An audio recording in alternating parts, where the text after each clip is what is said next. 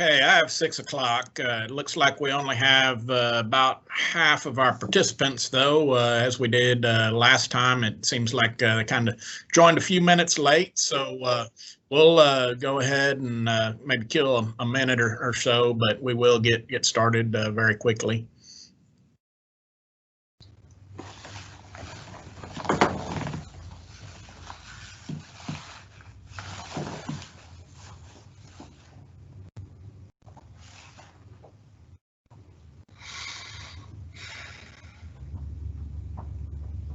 As we did in our previous session, as we welcome y'all back to our second in this series of 4 sessions, I want to recognize the organizers of all 4 of these sessions, the 4 county extension agents that surround Nueces County, Frank Escobedo and Kennedy Clayburgh County, Bob McCool in San Patricio County, and Rogelio Mercado in Jim Wells County. Greatly appreciate all of them and their time and effort in organizing and putting together this program. Also, I guess in the first session was remiss in not recognizing Dr. Joe Pascal. He's our livestock beef specialist here at the Research and Extension Center in Corpus Christi.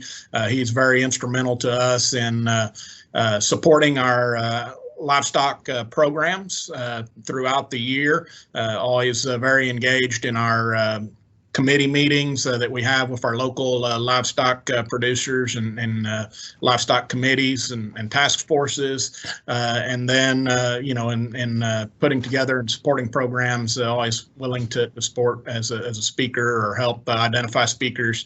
In this case, he has gone above and beyond and helped recruit some of the presenters that we have throughout this session, and has done a great job in helping promote these events as well. So greatly appreciate all the support that Dr. Pascal provides us. With that, again, this is the second in our series of 3 sessions. And so next Monday, we've got economics of infertility coming up with Dr. Stan Beavers and Dr. Kyle Poehler as our presenters for that session. So hope that y'all will continue to participate in these programs as we move forward. One of the questions that we've been getting is, are these recorded, as people want to jump in and jump out of these sessions and things. And so we have gone ahead and recorded these. Most of y'all should have, or actually all of y'all should have received a copy of the first session's link and that recording that's been posted on YouTube. And so I will continue as we move through this series to provide those to you if you want to review those, but we certainly won't probably have those up instantaneously. It'll probably take a few days before we have that ready to send back to you. And so I'll probably hang on to them like I did this previous week and send it out on the following Monday whenever I send you out the link for the live session. But take advantage of those to refer back to any materials that are presented here, and hope that that serves as a good tool for you as well. I'll go ahead and turn it over to Bob McCool now so that he can go ahead and introduce our first speaker.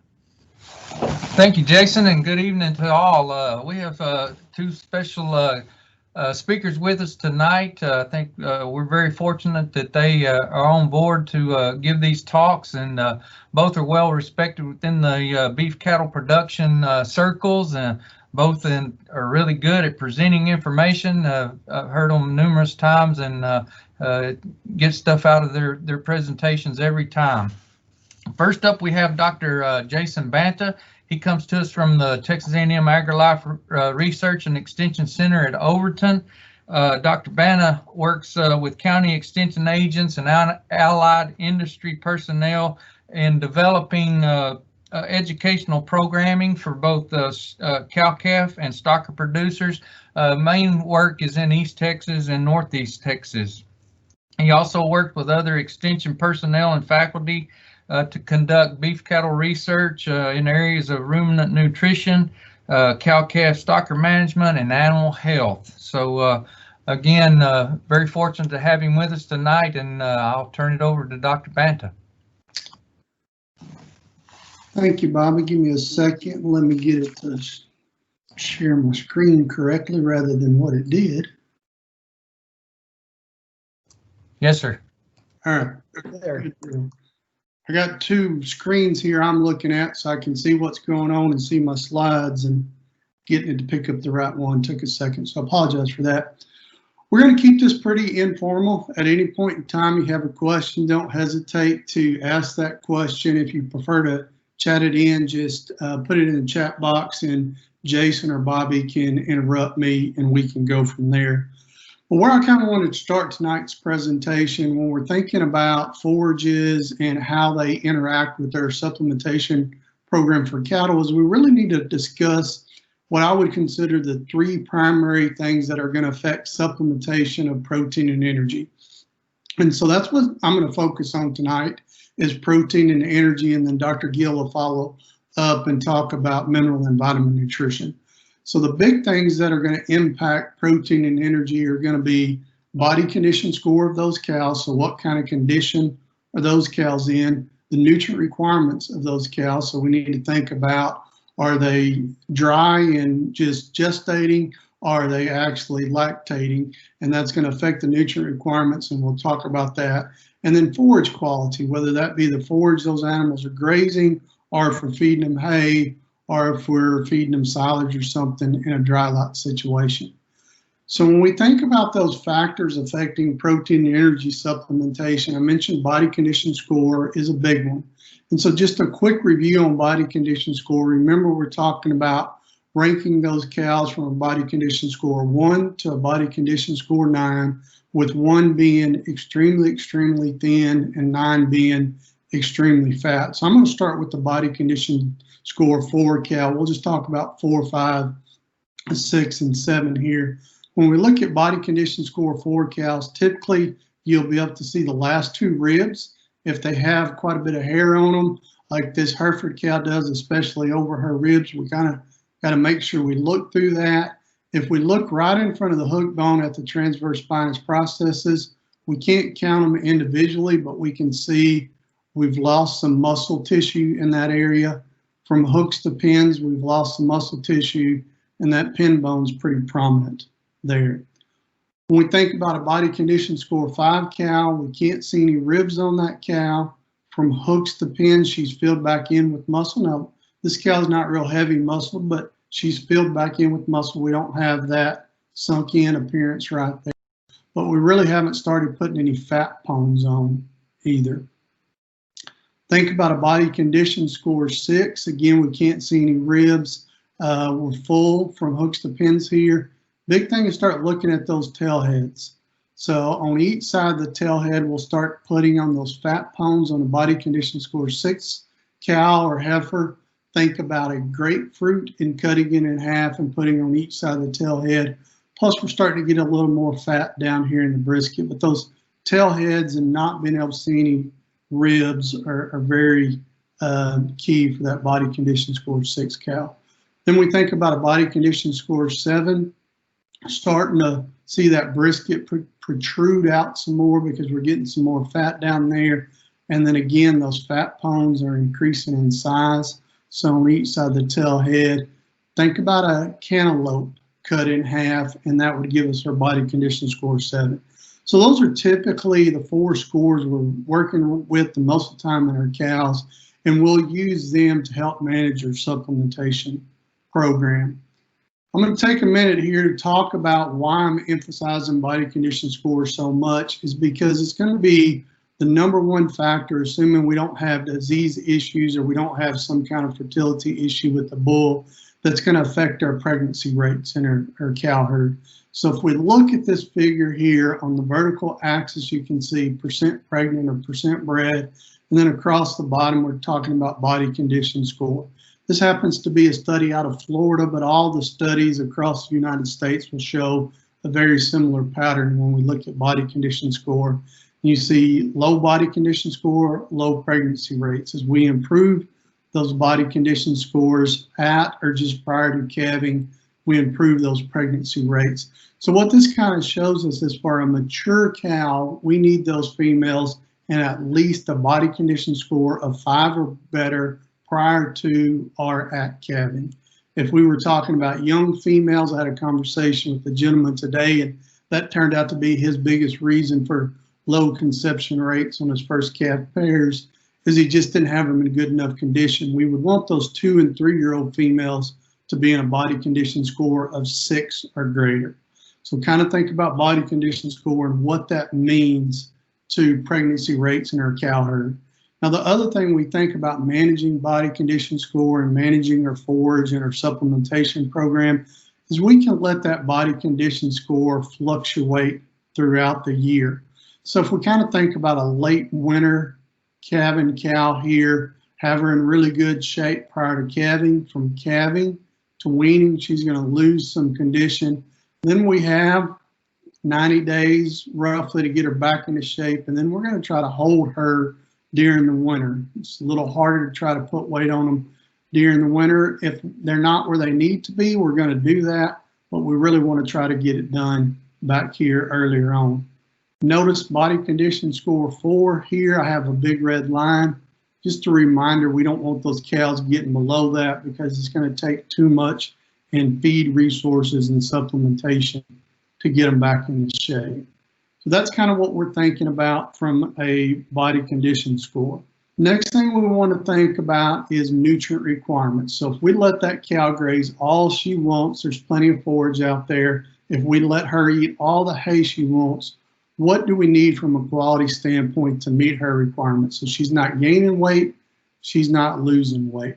So if we think about a 2-year-old female at peak lactation, and peak lactation is about 60 days after calving for a beef cow, we're looking at about 11.5% protein, 60% TDN for that 2-year-old.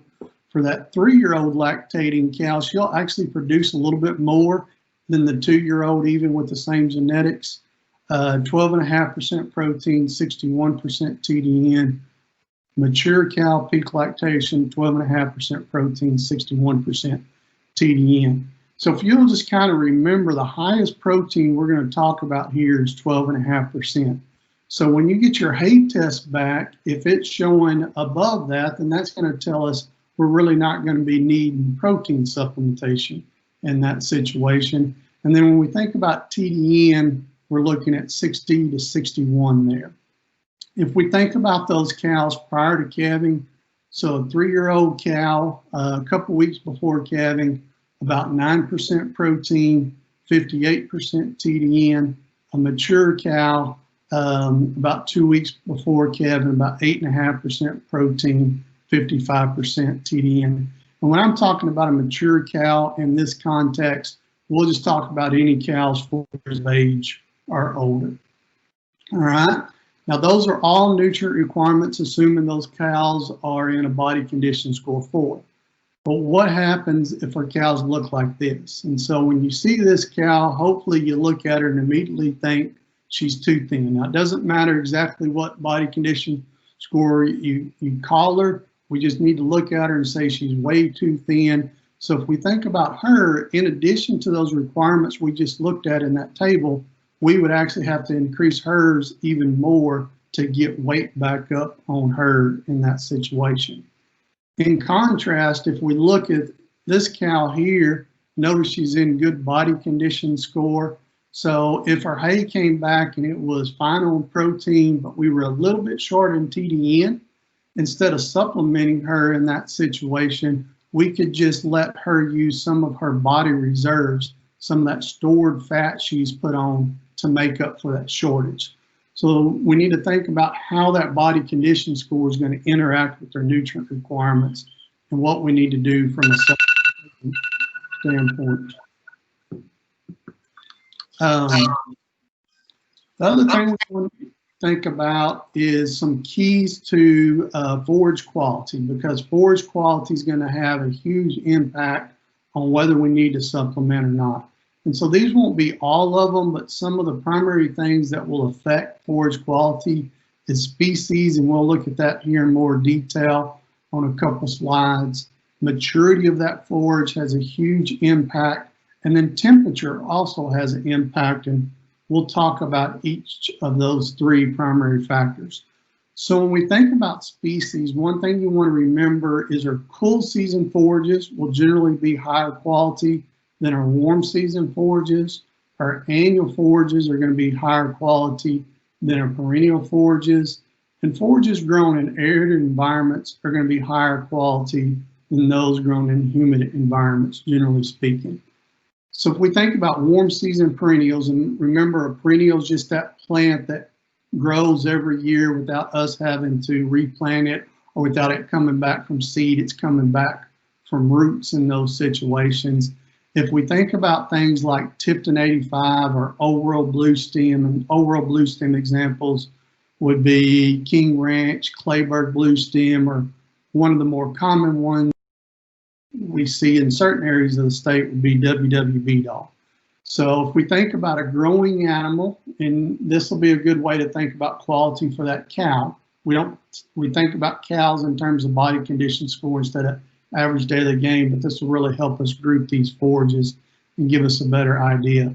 Tipton 85 and Old World Blue Stem with good grazing conditions, 1 to 1.6 pounds a day, somewhere in that range. If we think about hybrid Bermuda grass, and you may be saying, well, Jason, I thought Tipton 85 was Bermuda grass. We refer to it as Bermuda grass, but in actuality, Tipton 85 is a cross between stargrass and Bermuda grass. And so that's why it kind of category than the other Bermuda grasses when we think about things like Coastal or Tipton 85 or Alicia or Jigs or some of those varieties. And then Bahia grass would fit in this group as well. And we think about 3/4 pound to 1.25 pounds a day performance on those growing animals. Remember I said our annual forages were typically going to be better quality than our perennial forages. So when we look at some warm season annuals, so looking at things like sorghum Sudan grass or straight Sudan grass with good grazing management, 2 to 2.75 pounds a day. If we look at some other warm season annual species, so remember these are coming from seed every year, crabgrass or pearl millet, we're looking at 1.25 pounds to about 2 pounds a day. So these annuals higher quality than those warm season perennials we looked at. And then the last group we're going to talk about is our cool season annuals. These are going to be the highest quality forages that we're going to have. So we're looking at things like ryegrass and then our small grains, whether that be rye, wheat, oats, barley, triticale, with good grazing management, again, 1.5 pounds to 2.85 pounds a day. So kind of showing you how these cool season annuals, meaning forages that grow during the cool portion of the year, are going to be our highest quality, followed by those warm season annuals, followed by those warm season perennials. So those are some of the differences we see from a species standpoint. Now, maturity has a big impact on quality, and this is something we can manage, whether this is managed through hay or whether it's managed through grazing. And so this was some work done with Bermuda grass where they looked at what happens across the entire growing season from a TDN standpoint, as well as a yield standpoint, if they cut every 3 weeks, every 4 weeks, 5 weeks, etc. So if they cut every 3 weeks, they were seeing on average about 65% TDN. Some of the cuttings were a little higher, some a little lower, but really good. If we think about that, remember the highest I talked about earlier was about 61% TDN. If we look over there at yield, about 8 tons. Now this work was actually done in Georgia, so they'll see higher yields than what we will, but we'll see the same relationship between TDN and yield based on cutting intervals, or even if you wanted to think about it from a grazing standpoint as well. So if we look at cutting at 4 weeks, we average about 62% TDN, every 5 weeks about 59, 6 weeks about 58, 8 weeks 54, 12 weeks 51, and a lot of times even lower than that. So what that tells us is we need to try to cut that hay as early as possible if we're really trying to work on TDN. I had a gentleman actually email me this weekend about that. He was kind of frustrated with this TDN being really low. but he had let the forage grow for in excess of 10 weeks. And so that's why his TDN was so low there. The other thing we want to pay attention to here is after about 6 weeks of growth with Bermuda grass, we weren't increasing yields anymore. And so all we're doing is letting that quality get lower and lower in that situation. So if we look at trying to find a happy balance between yield and quality with Bermuda grass, if we can get it cut every 4 to 5 weeks, as well as the majority of our other warm season perennial forages, that's going to work very well for us. With that being said, I want to take just a moment to mention, I'm a big proponent of not having just a strictly hay field. I really like to have a couple fields that we can graze or cut for hay. Remember a couple of years ago where we were really wet during the summer and we couldn't get in and cut that hay, and so it just got more mature, lower in quality. Well, if we have multiple fields we can cut for hay, we can go ahead and turn those cows in on that one we were planning to cut and go ahead and let one of those that isn't as far along go ahead and grow up and then cut it for hay, and we can use that to help manage our quality. So really think about that maturity, both from a grazing standpoint and a hay standpoint, on how that's going to affect the quality of your forage. I mentioned temperature earlier, and so this shows digestible dry matter. Realize the higher the digestibility, the higher the TDN of that forage is going to be. And this happens to be some work that was done at the Overton Center, and they looked at digestibility of coastal Bermuda grass, common Bermuda grass, Pensacola Bahia grass. We would see a similar pattern with our old world blue stems like King Ranch and WWB Doll as well. You see, we start off in the spring pretty high. As we get into the summer and get hotter, that quality drops.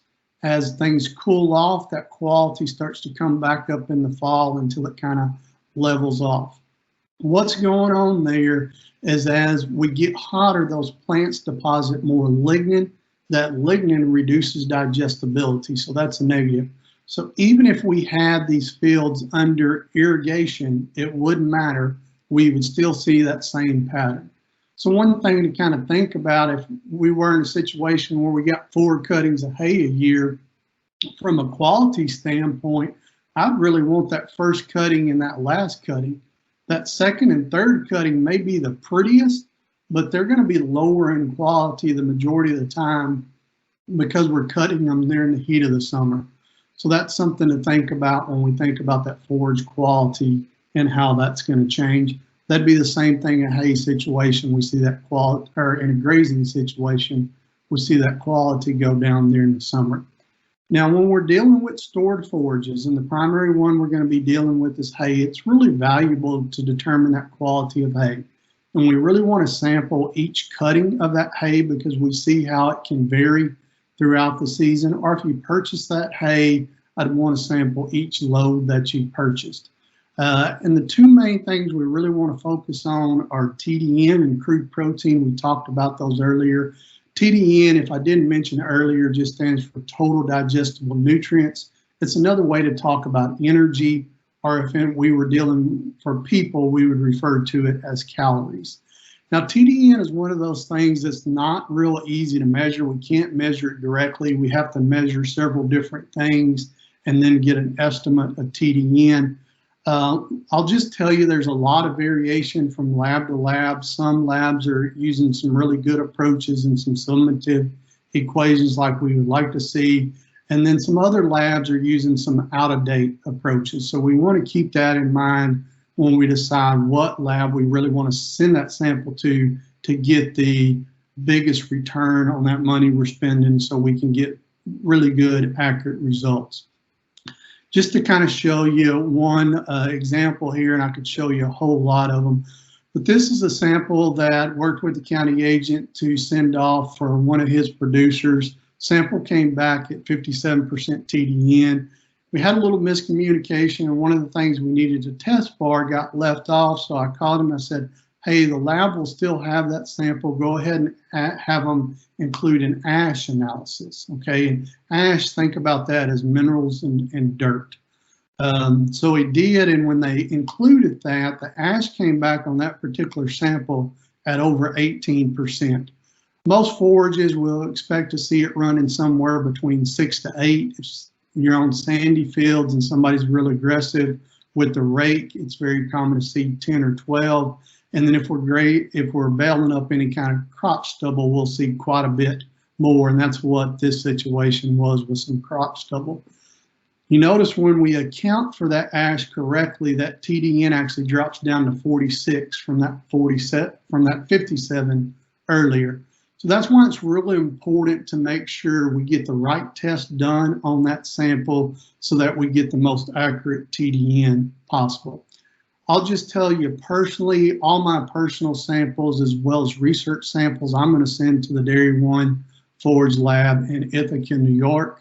They do a really good job and really good turnaround time. The biggest thing I would encourage everybody to do is before you send those samples off, talk to whatever nutritionist you may be seeking recommendations from, whether it's myself or somebody else, and we can visit about what labs would be the most appropriate in that situation. And for the specific sample you're testing, are there any special tests we need to do on it? Because we're not going to use the same test on all varieties of hay. Most of them will use the same general one, but there can be some variation. So it's always good to talk to that nutritionist before you send those samples off so we get the right test done for that situation. Kind of showing an example of what we would expect to get back from the lab and what you want to look for here. And so this is a sample that came back from Dairy One. You'll see values reported on both an as-fed and a dry matter basis. What you want to remember is always look at the dry matter basis. We've taken the water out of the sample, so we don't have to worry about accounting for any kind of water content in that forage.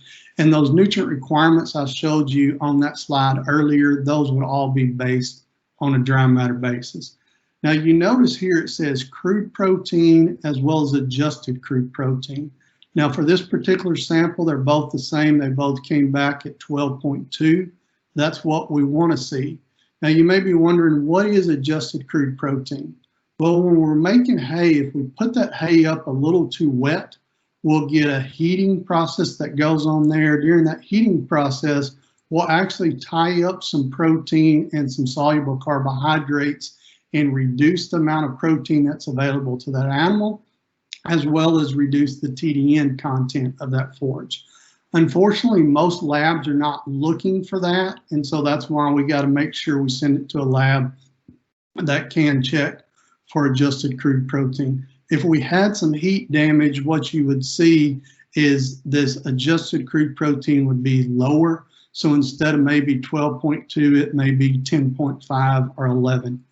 I'll tell you, of the samples I've looked at so far this summer and fall, in most situations, 1 out of about every 4 samples has come back with some heat damage. That hay just got put up a little bit too wet.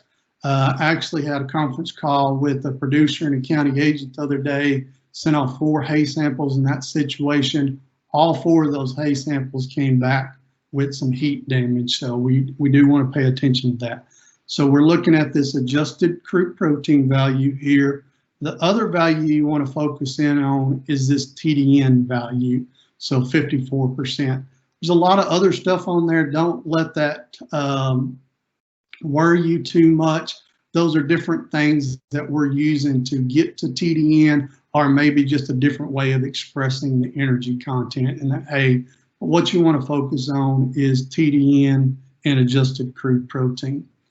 Now that's for stored forages. What if we're dealing with a grazing situation? It's really not going to be cost effective to go out there and clip those pasture samples and send them off unless there's something very specific we're worried about in those situations. So what we can do from a pasture quality standpoint is think about back to those forage species we talked about earlier and the differences on which ones are going to be higher quality, which ones will be lower quality. Think about growing conditions. how mature is that forage, what time of the year is it. And then one thing that works really well, especially from a protein standpoint, is we can look at fecal consistency. So if you look at this manure patty here in the top right-hand corner, and when it hits the ground, it splatters, that just tells us there's plenty of protein in the diet for that animal. There's no reason to supplement any protein. On the opposite side of that is if we look at the bottom left down here and this manure patty's starting to stack up and get tall and firm, that tells us we're short of protein in the diet and the rumen microbes in that animal could benefit from some protein supplementation there. That will also kind of give you a rough idea of TDN. Works much better for protein than it does TDN, but typically loose manure patty, pretty high quality forages, one that's stacking up there, much lower quality forage. So when we think about winter feeding scenarios, we'll talk about a couple options. I know everybody wants the cheap, easy option. That just really doesn't exist in the beef cattle industry. So what we'll talk about is easiest and least expensive options. And then if you do need to supplement, what are some pros and cons of hand-fed supplements compared to self-fed supplements? So when we think about the easiest and least expensive, we got plenty of forage out there. We got good grazing management, and those animals can select from that forage. It's not forage that's been sitting out there for several months. So whether that's grazing some cool season annuals, or this is a picture I stole from Dr. Pascal of these girt cows grazing some old world blue stem there. If they have plenty of forage, they're in good condition, those manure patties look all right, we're not going to be looking at supplementing those cows other than the mineral and vitamin supplements that Dr. Gill's going to talk about later, but no protein and energy supplements typically in that situation. The other thing is if we do a good enough job putting up hay, we don't have to worry about supplementing protein and energy. Round bales have been really good from a labor standpoint, but it's really made us as an industry much more lax on forage quality. If you remember back to the days of the little square bales, we used to think about them as being really high quality and using them for supplements in some situation. And if we're handling it all in little square bales, we're just much more picky about what we would roll up for hay. So don't forget, if we do a good job on that hay, we don't have to worry about protein and energy supplements in those situations. So when would we typically supplement? For most beef cow-calf operations, when we're talking about protein and energy, it's generally going to be needed late summer when that forage quality declines. So if we start getting a little dry and that forage stops growing and those manure patties start to stack up late summer, often need protein supplement then. And then again during the winter, depending on the quality of hay that we're consuming. So when we think about protein and energy supplements, I'm going to break them into three categories. So realize all feeds, with the exception of just a few, are going to have both protein and energy. But from a nutrient concentration standpoint and from a cost standpoint, some of them are going to work better to supply primarily protein. Some of them are going to work better to supply primarily energy. And then some of them are a good combination of both protein and energy. So if we get our hay test back and we're okay on protein, but we see we're short on TDN based on stage of the production and the nutrient requirements of that cow and what that hay came back, or what we think that forage that that animal grazing may be, and we decide we need some energy, some feedstuffs we would look at would be things like whole corn, excuse me, 11 to 14% protein cubes, soybean hulls, wheat midds, rice bran, those kind of things. Now, anytime we're feeding any of these energy supplements, it's very important that we start off at a small amount. So if we're thinking about a cow, maybe 2 pounds a day, and then gradually increase the level in the diet so we don't negatively impact those rumen microbes too much and create some subacute acidosis and acidosis that can lead to founder foot abscesses and even death in those animals if we don't gradually increase those feeds and diet. Now, if we're in a situation where we say, man, we're short in both protein and energy, what kind of feeds are we looking at? Things like 20% cubes are good options there. Corn gluten feed, distiller's grains. If you have some winter pasture that you can limit graze, that's a great option. Whole cotton seed can be a good option because of the fat content. For cows, we want to limit that to about 6 pounds a day. Generally speaking, if we're talking about bulls, we do start thinking about gospaw a little bit, so we'd probably want to limit those bulls a little bit more than that. But again, gradually increase those levels in the diet for these combination protein and energy supplements. And then if we were in good shape, the cows are in good condition, have enough TDN or just maybe slight, very short, but the cows are in good condition, so we can use some of their reserves to make up. And so all we need is a protein supplement. Then we're looking at things like cottonseed meal, 38 or 40% cubes, really the same thing there, just depending on how that company's tagging them. Soybean meal, alfalfa hay can be a great protein supplement, not a real good energy supplement, but can be a good protein supplement. And again, limit grazing that winter pasture. And then some of your feeds that have urea or other non-protein nitrogen sources can work okay if we only need a limited amount and it is in the right situation. So when we think about hand-fed supplements, some things to consider is it's very easy to increase or decrease the amount if we have some changes in those nutrient requirements of those cows, or we have one load of hay or one cutting of hay that's quite a bit different in quality than others. We have many options to choose from. Typically, these feeds are going to be cheaper per unit of nutrient, especially TDN, and that's going to be because we're going to have a little bit more labor there in those situations. So depending on how you're valuing that labor. When we think about hand-fed supplements, just to keep it simple to kind of start off with, the two things my mind goes to first are going to be cottonseed meal. Remember, that's going to be protein supplement there. And then whole corn makes a great cost-effective energy supplement. Now with both of those, you're going to have troughs to feed in, so that may not work for everybody. And so that's where we would switch to cubes, and we'll talk about some options on those here in a minute. And if you were trying to make kind of a protein energy combination supplement with the cottonseed meal and corn, if you'll mix those 1/3 cottonseed meal to 2/3 corn, we're looking there at just over 20% protein, about 84% TDN, which is going to be much higher than a 20% cube. Most 20% cubes are going to be running mid 70s on TDN, 74, 75, somewhere in that range, generally speaking. So we could just use those two straight commodities there. If we wanted to use cubes, that's an option. That definitely gives us some flexibility on where we're feeding and moving those feeding locations around.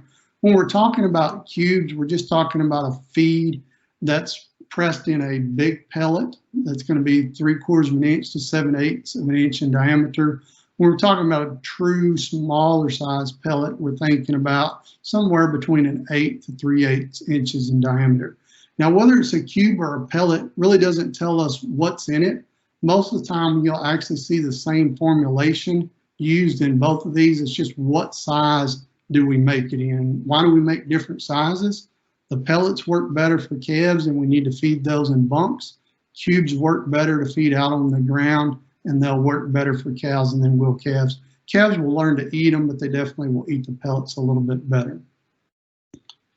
So when we're looking at cubes and trying to look at some differences, there's a lot of options out there. So we'll look at some examples on some things you could do to compare and kind of get a better idea of the cube you're looking at. So if we need a protein supplement, we're looking at what we would call a cottonseed meal cube, or generically at that 38-40% cube, 38% protein on the tag. You're not going to see TDN on the tag. Some companies will publish that on their website, so that's something you can potentially look at, or you may consider calling and asking, and some of them aren't going to know, so that can kind of tell you something there too. But we know on straight cottonseed meal cube, it's going to run about 75% TDN. Now, let's say we needed both protein and energy. So remember we talked about 20% cubes would be an example there. And when you go to a store, a lot of times you're going to see a couple different versions of a 20% cube. So in addition to price, what are the differences and what do we want to look at there? So these are 3 cubes, all from the same company. The differences that we can look at on the feed tag, because it's not going to have TDN, unfortunately, but this company did publish it on their website, is we can look at crude fiber and then we can look at the type of protein. And what you want to remember is as crude fiber goes up, energy content of that feed is going to go down, generally speaking. So high crude fiber equals low energy. And then when we talk about protein source, you'll hear people talk about natural protein. That just means it has amino acids that are made into a protein molecule, nothing else to do with what a lot of people think about as a natural feed these days. And then the other side of that is we'll talk about a feed having non-protein nitrogen in it, meaning it doesn't actually have those amino acids, but those rumen microbes can take that non-protein nitrogen, typically urea, sometimes ammonium chloride, and actually convert that into protein. Now there's some efficiencies we have to think about and be aware of there, but that's what we're talking about, natural protein compared to non-protein nitrogen. So their first cube here, 20% natural protein cube, crude fiber max of 10%, about 72% TDN. This would be the one that's going to cost us the most per bag, but when we look at cost per unit of nutrient, it's going to be the best buy. And if we're supplementing 20% cubes, this is the one we want to supplement. This particular company also makes what they call a high fiber 20% cube. That's not a good thing when we're looking at cubes, and it's not going to be able to replace hay. So if we look at this one, 15% crude fiber, 57% TDN. If you think back to those nutrient requirements we were talking about for those lactating cows, 60 to 61% TDN, we couldn't feed them enough of these lower energy 20% cubes to really help them out. And then the last one here is what they call a 20% EQ or equivalent crude protein cube. And what you'll see there is it'll have a statement on that tag right below the crude protein line where it'll say something like not more than so many percentage crude protein from non-protein nitrogen. This happens to be 6.6. But again, if we look at that crude fiber, 15%, low TDN here as well. So this is the one we're looking for. You really want to look for things that are 9 to 10% crude fiber max, maybe 11. But when you start seeing 15, 18% crude fiber, those are going to be lower TDN feeds. So the last grouping we talked about was what if we need an energy supplement? So again, 2 to compare here from a cube standpoint. Both of them are 12%. One of them 75% TDN. The other one's 55% TDN. 8% crude fiber, higher TDN. 18% crude fiber, lower TDN. So if I'm needing energy, this is the one I need. It's going to cost me a little more per bag, but it's cheaper per unit of TDN. And this one just doesn't have enough TDN to really supplement that cow. Again, we're going to gradually increase the levels in the diet. We are seeing more distillers grains cubes on the market. That's kind of a growing segment of the industry.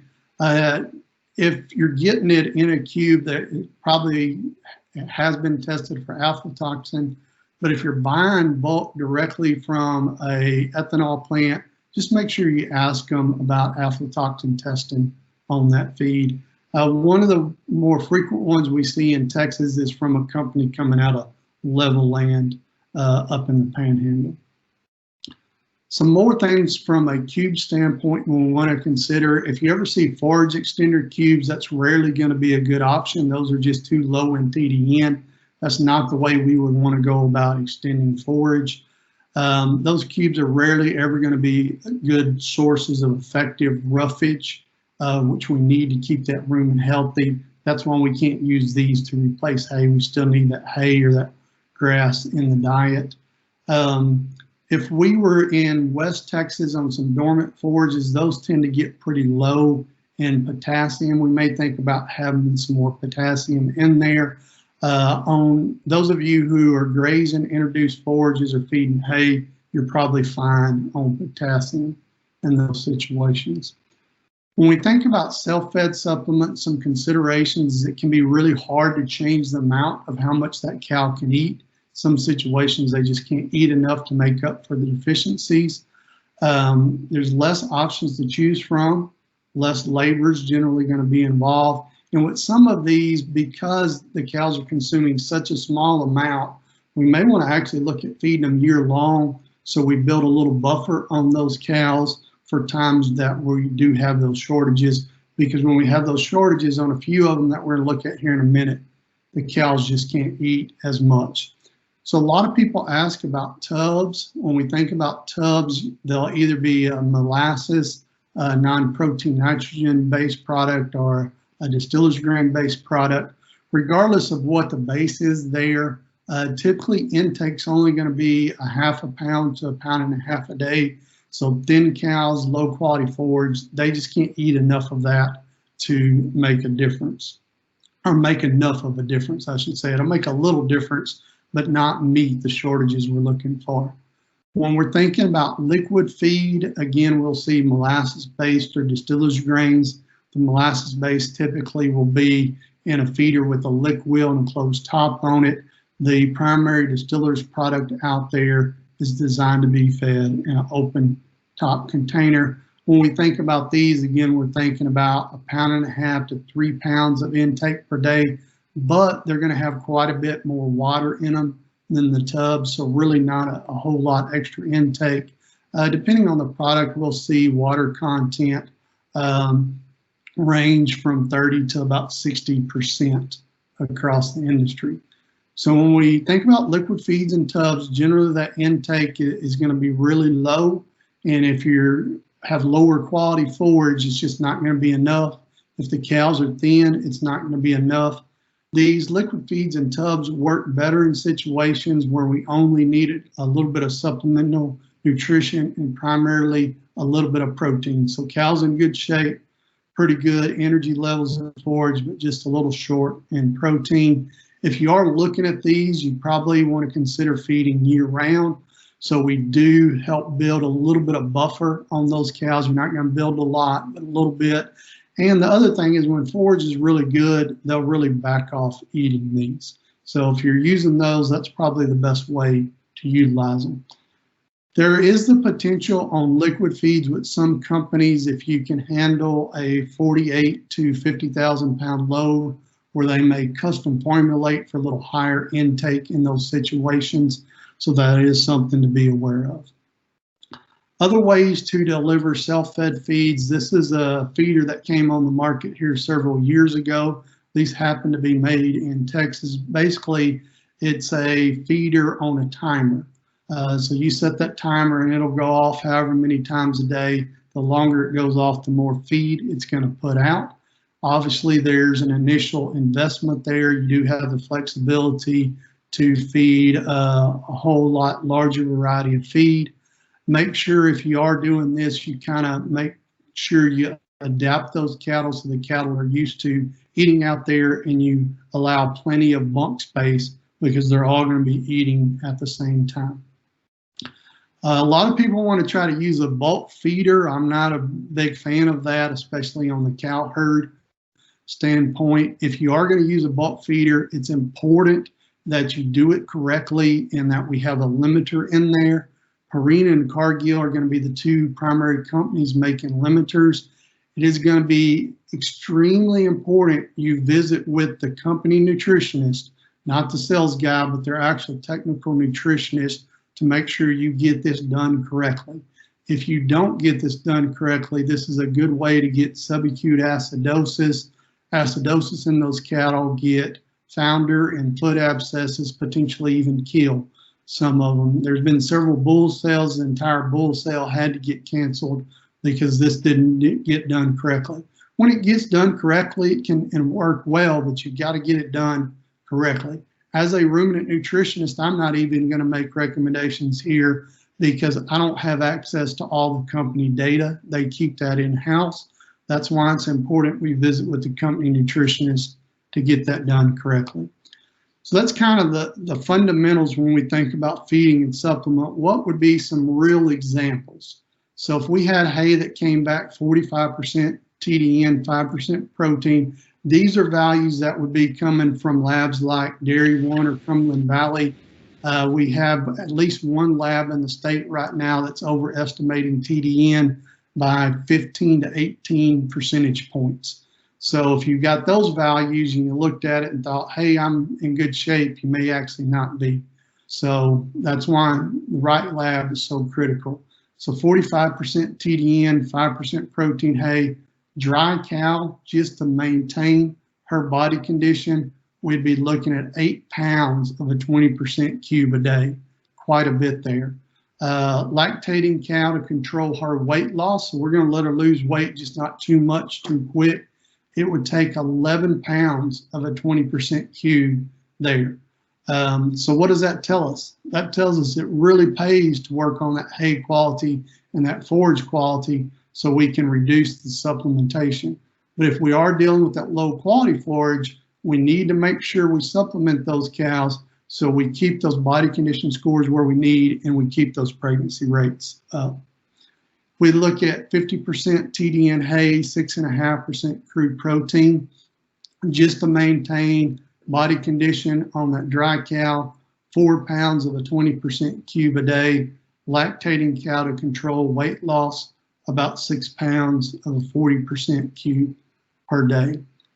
55% TDN hay, 9% protein, so much better quality hay than what we started with in that first example. Dry cow, all she needs is that hay. We don't need to feed her anything else. Lactating cow, 2% cube would work really well in that situation. Now, those are just examples and kind of starting points. Make sure you monitor those cattle and we adjust our supplementation programs depending on exactly how those cows are looking. Now, one of the things that comes to mind, or a question that comes up when it comes to supplementation, is how often do I need to feed? And I'm going to tell you, I'm a little bit more conservative than some nutritionists out there when we talk about energy supplementation here in a minute, but you'll see why when I talk about that. And I don't ever want to mess up the rumen in that breeding stock that we plan on having many, many years. So if we're thinking about protein supplements, and please listen closely because there's only a handful that are really going to fit in this category that we have access to routinely. So if we're thinking about things like cottonseed meal, soybean meal, a 40% cube or a 38% cube that doesn't have any kind of additives, research would show us, depending on the amount, we could feed every day, 3 times a week, twice a week, or in some situations once a week, and get along very, very well with that. So think back to that example we just talked about of feeding 2 pounds of a 40% cube a day. So needing some protein, a little bit of energy, but cows are in good shape and forage quality isn't too low. I could feed 2 pounds every day. I could feed 4.7 pounds 3 times a week. I could feed 7 pounds twice a week. That's probably what I would do right there. 14 pounds once a week, that's just a little bit too much for me to be comfortable. If I only needed to feed 7 pounds total a week, I'd feel very comfortable with 7 pounds once per week. When we're thinking about those energy supplements or those combination protein energy supplements, it's really best to feed every day. Feeding at less frequent intervals can really lead to some rumen health problems and performance issues. This is a study that was published back in 2008 where they looked at 3 different types of supplements at 2 different levels. And what they saw is when they fed 3 times a week versus daily, feeding less frequently, even though those animals got the same amount of feed per week, performance was reduced by 10%. We just didn't get as much out of the feed because we're impacting that rumen pH. This is another study, a different study to kind of look at that. So these happen to be some growing heifers, and I went ahead and typed in what the average daily gain was on these 3 different supplementation strategies. And then we're looking at rumen pH. And we want to keep that rumen pH up. When that rumen pH gets down, that's the acidosis we're talking about. So in this study, they looked at what was rumen pH if they didn't supplement those cattle any. So you'll see it fluctuates throughout the day, this red line here, and that's normal just based on the grazing patterns of cattle. If they supplemented the feed every 24 hours, you see we dropped the pH, but we still kept it here above at 6.2 or above, which is really good. And then it comes back. Those cattle feeding every day were gaining 1.7 pounds a day.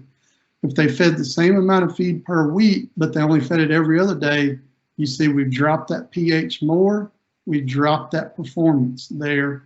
And then if they were only feeding every 72 hours, so again, the same amount of feed per week, but only feeding every third day, really saw a big reduction in performance and a corresponding drop in pH. This drop in pH is why we're seeing that reduction in performance. So that's why it's important we think about what feedstuffs we're using and what frequency we're feeding them.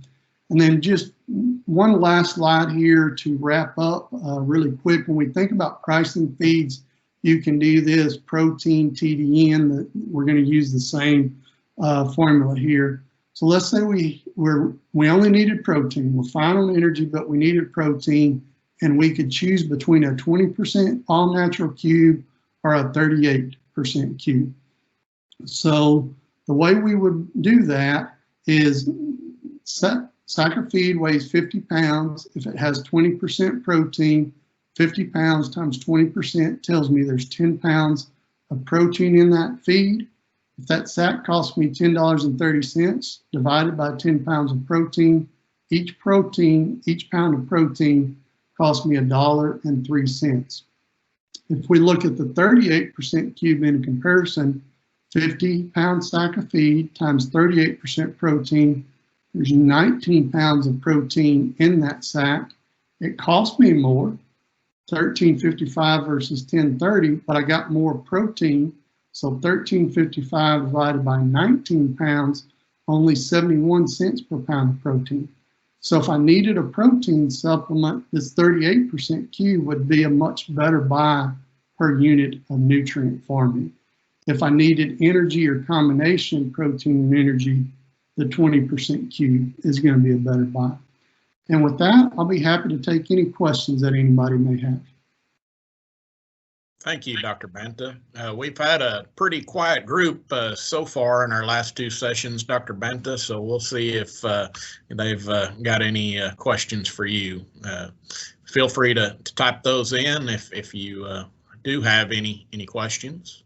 And if you have some questions later, don't hesitate to get with your county agent and they can get in touch with me, and I'll be happy to answer those questions at that point in time as well. And then my email address is on the screen also. Absolutely. Again, greatly appreciate you taking the time to present with us, and I'll turn it back over to Bob and he can introduce our next speaker. Thank you. We do have a question here that is, when do you know that the cattle need energy? Okay, so the way we know if cattle need energy is, one, if body condition score is low, we're going to use energy to help get that body condition score up. The other thing is when we get that hay test back, we're going to look at the TDN on that hay versus the nutrient requirements. So if we have a lactating cow and our hay came back at 50% TDN and that requirement was 61, that tells me I need TDN in that situation. In contrast, if my hay comes back at 61, 62% TDN, that's above the requirement and I wouldn't need it. So I'm going to need TDN if the cows are thin and I need to put some more weight on them, or if that forage is really mature and so I know that digestibility is down, the TDN is down, I'm going to need some TDN in that situation. But really think about body condition score and nutrient requirements. Hopefully that answered that question. If not, feel free to type in, or we can get together later and talk about that in more detail as well. Okay. Question, what's the usual crude fat in hay? Okay, so crude fat in hay is typically going to be about 2 to 3%. I'm going to tell you, don't worry about the fat content in hay because it's not true fat. A lot of it's going to be some chlorophyll and some other things. But even more importantly, when we talk about energy, the fat is going to be part of that TDN that we talked about. So don't worry about the fat content specifically, worry about the TDN. The other thing, when we're selecting feeds, the majority of the time, TDN is, crude fiber is going to be much more important when figuring that TDN on that feed than what the crude fat is. I know there's a ton of talk about crude fat in the industry, but when you actually break it down, I'm much more worried about crude fiber content than I am crude fat as far as thinking about how that's going to impact that TDN. Does that answer your question, Bobby? Yes, sir. Let me just add one more quick thing on that. You also have to be careful about not getting too much fat in the diet, because if you do, it will reduce the digestibility of that forage. With most of our feeds, that's not going to be an issue unless you're feeding unless you're feeding something like whole cottonseed. Then we need to stick to about that 6 pound a day limit I was talking about, so we don't hurt fiber digestibility.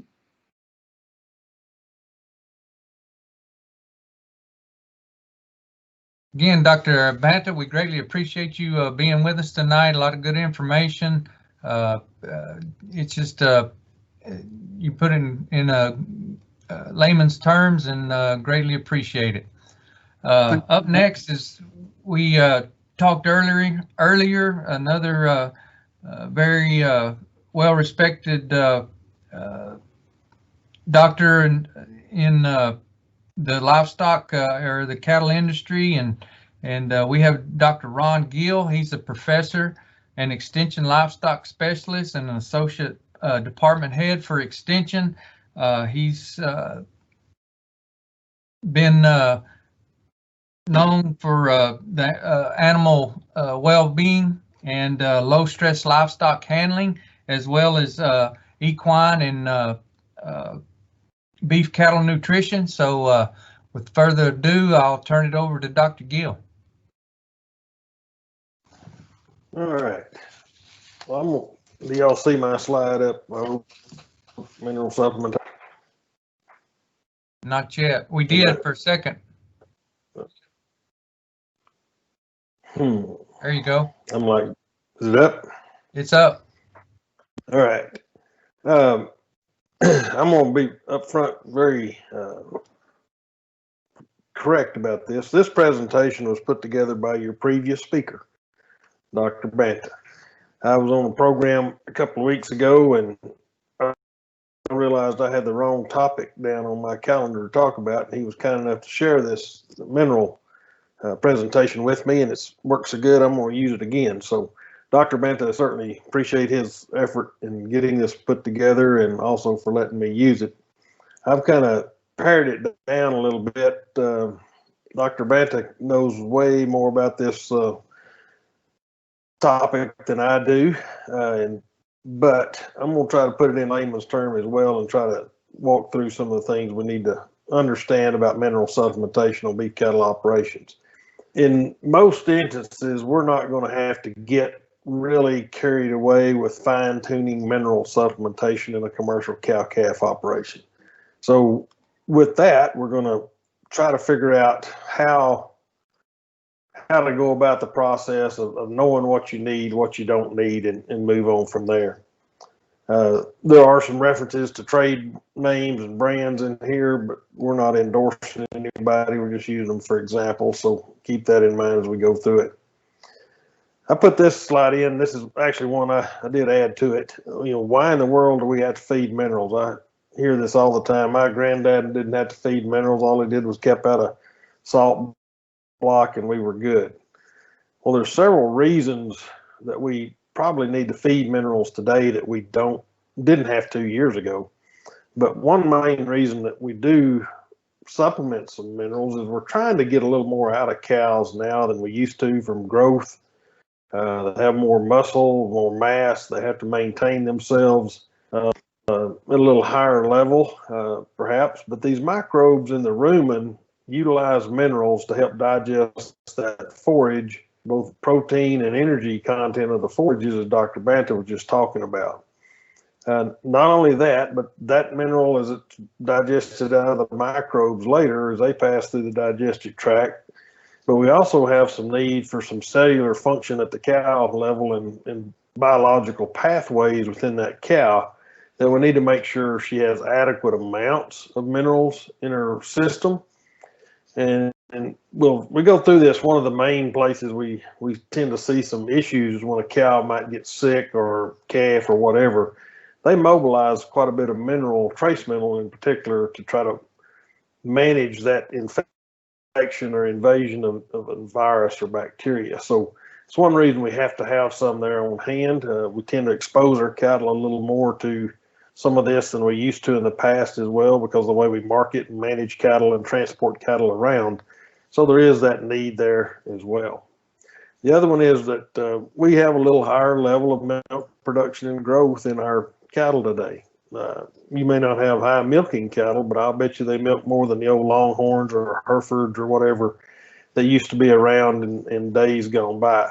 So keep that in mind as we go through this as to why we do feed minerals. Just trying to make up some shortages that we might see on a regional or area basis.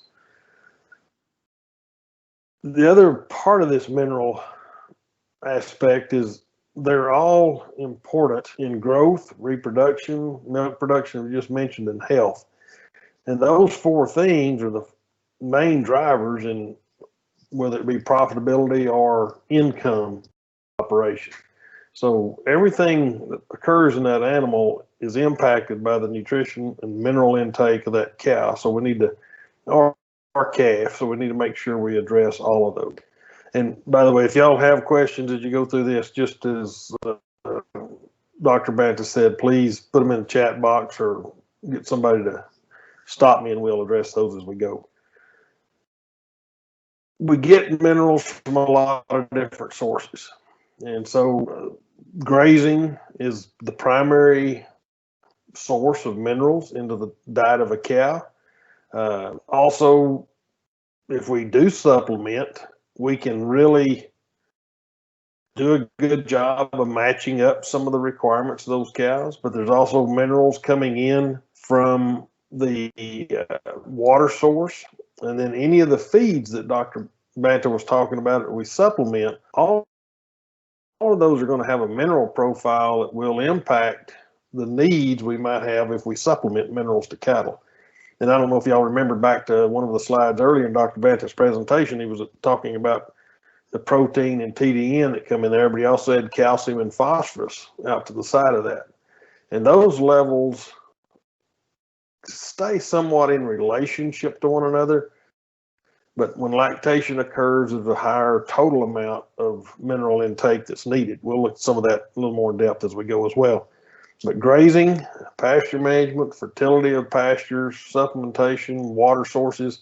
I will tell you, water source is probably one of the problems we get into with antagonistic relationships with things in the water.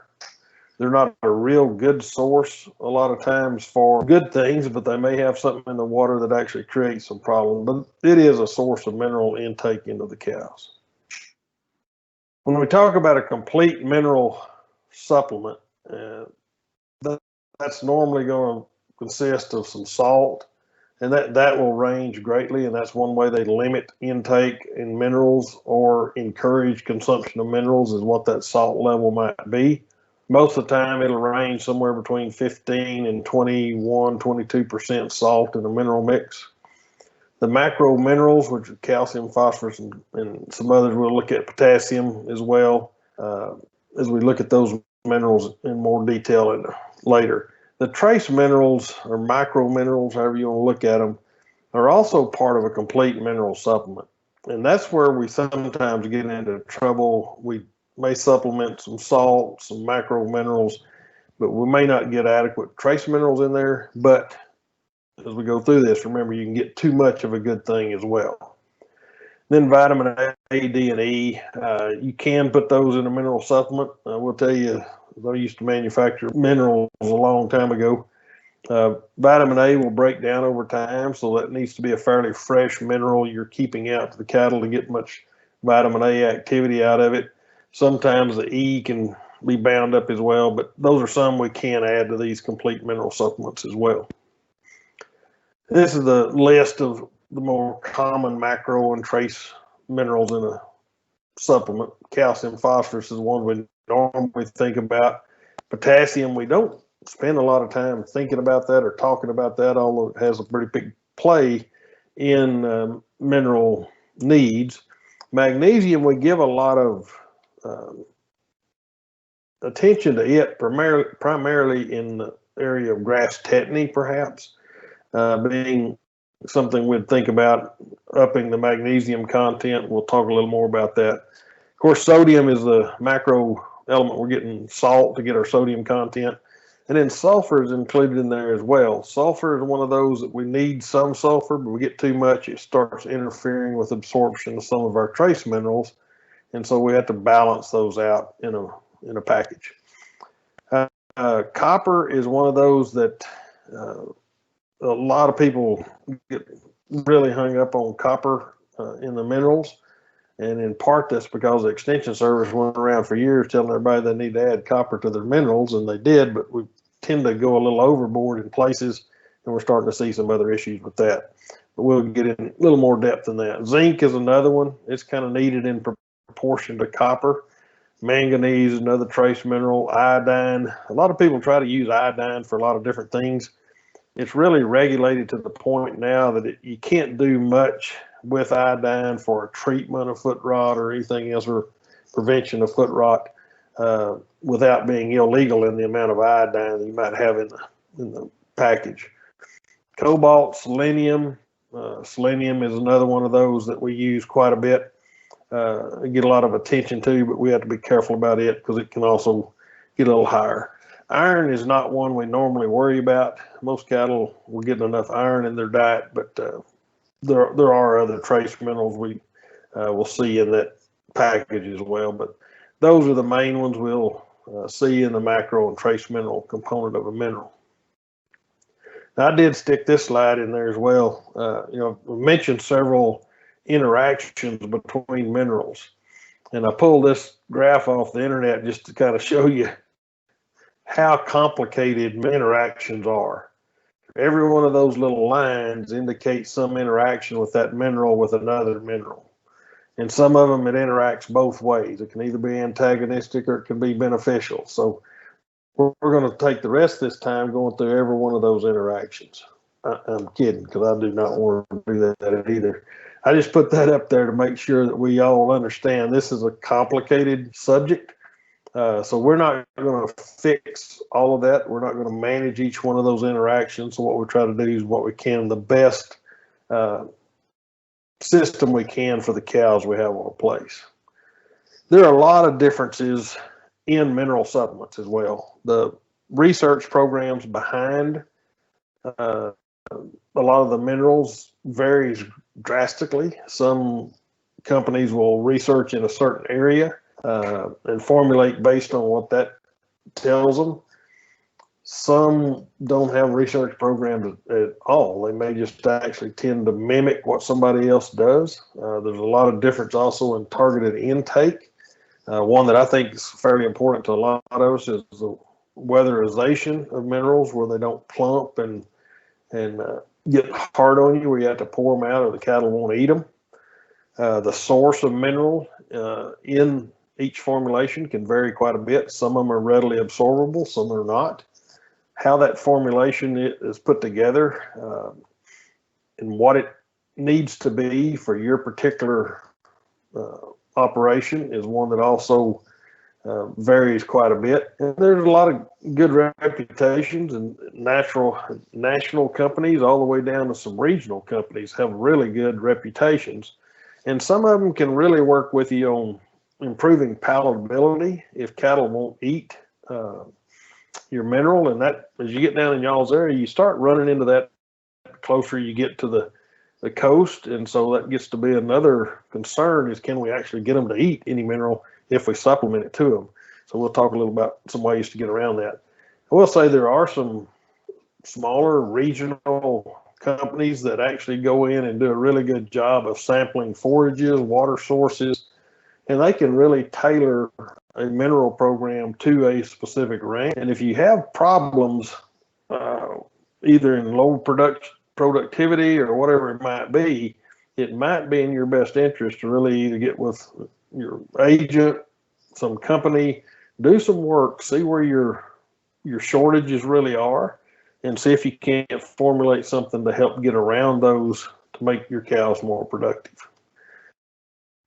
We normally talk about how much intake we need to see in cattle, and most of us, with the cost of minerals, our main objective is to not let them eat too much, because it is fairly expensive. But most mineral sources are formulated somewhere around 2 to 4 ounces. So if you target that 4 ounces, they're going to take in somewhere between 3 and 4 ounces a day. That would certainly be acceptable. So that range gives you a pretty good level in there as well. Selenium level at 4 ounces, that's kind of the max I think you're going to be able to get in those cattle. So you don't really want to have them eating too much mineral. One, it's costly, and two, you can start getting into some toxicity issues as well. So we want to make sure that we keep these minerals at that targeted intake, and we'll talk a little bit about measuring and managing that aspect of it as we go. There's a lot of common formulations out there. Used to, we saw a lot of 12-12 minerals, and then phosphorus got really expensive. And so we started seeing a lot of people really back off on phosphorus. The higher calcium, low phosphorus minerals, you'll normally get pretty good intake. And if you're feeding a supplement, as Dr. Banta talked about, that's cottonseed meal or grain based, they're going to have quite a bit of phosphorus in them. So you may be able to buy one of these lower phosphorus minerals to get by during that period of time. So a lot of us buy one type mineral, feed it all year long, regardless of what we're doing with the other supplement as we go through that. But there is a really good reason maybe to switch seasonally to different supplements. There's quite a few of them around that are similar in calcium and phosphorus. I actually picked up some mineral today and got the first 12-12 mineral. They were out of the ones I normally use, but they had a 12-12 there, which I hadn't seen one of those in a long time. But normally we don't need a lot of phosphorus in that mineral, probably not as much as we used to put in there. And we figured that out as it kind of got a little more expensive, perhaps. But somewhere around that 12, I like one that has about 8% phosphorus in it. Some people may, and particularly during periods of time when I'm not supplementing cattle. So once again, you can look at those formulations and kind of try to figure out what you need. But there's quite a bit of calcium in all of our forages, and we'll look at that in just a minute as well. So calcium is not a big concern in our mineral mixes, although we do need some, but the proportion of calcium and phosphorus in the diet is pretty important. On winter pasture, you may need to have a little more magnesium. Even on winter pastures, I rarely go over a 5% magnesium in a mineral mix. In fact, most of the time ours is about 4% magnesium. And I know some people will go to a high mag mineral on stocker cattle and also on some cows as well. But that's on cows, it probably makes more sense than it does stocker cattle. So hopefully you won't need a lot more magnesium in your formulation. The one thing about magnesium, it's a really good way to make them eat less. So if you need to get magnesium in cattle, upping it to a high level is not necessarily the best way sometimes to get magnesium into the diet of those cattle. So if you keep it somewhere around that 5% mag, they'll consume it and get plenty of magnesium in their diet. So intake is important when you're measuring how much magnesium you're getting into those cattle. This just looking at some examples that Dr. Banta put together. The calcium levels are pretty similar. Phosphorus varies a little bit between the examples. Salt is within that range we talked about. Magnesium varies quite a bit. So if you needed a mineral mix that had a little more magnesium, a need for more magnesium, that one in the middle would be a good example of that. The other thing we probably should do on these higher mag minerals is, and we did a lot of work on this up in Vernon at our research station there, was adding calcium, upping the calcium content in that mineral as well, seemed to help with any of the grass tetany or magnesium deficiencies we might routinely see. So the combination of those two things can really help. Copper in these varies quite a bit, about as much as we'll see anybody putting a mineral mix will be somewhere around 2,500, like that example B.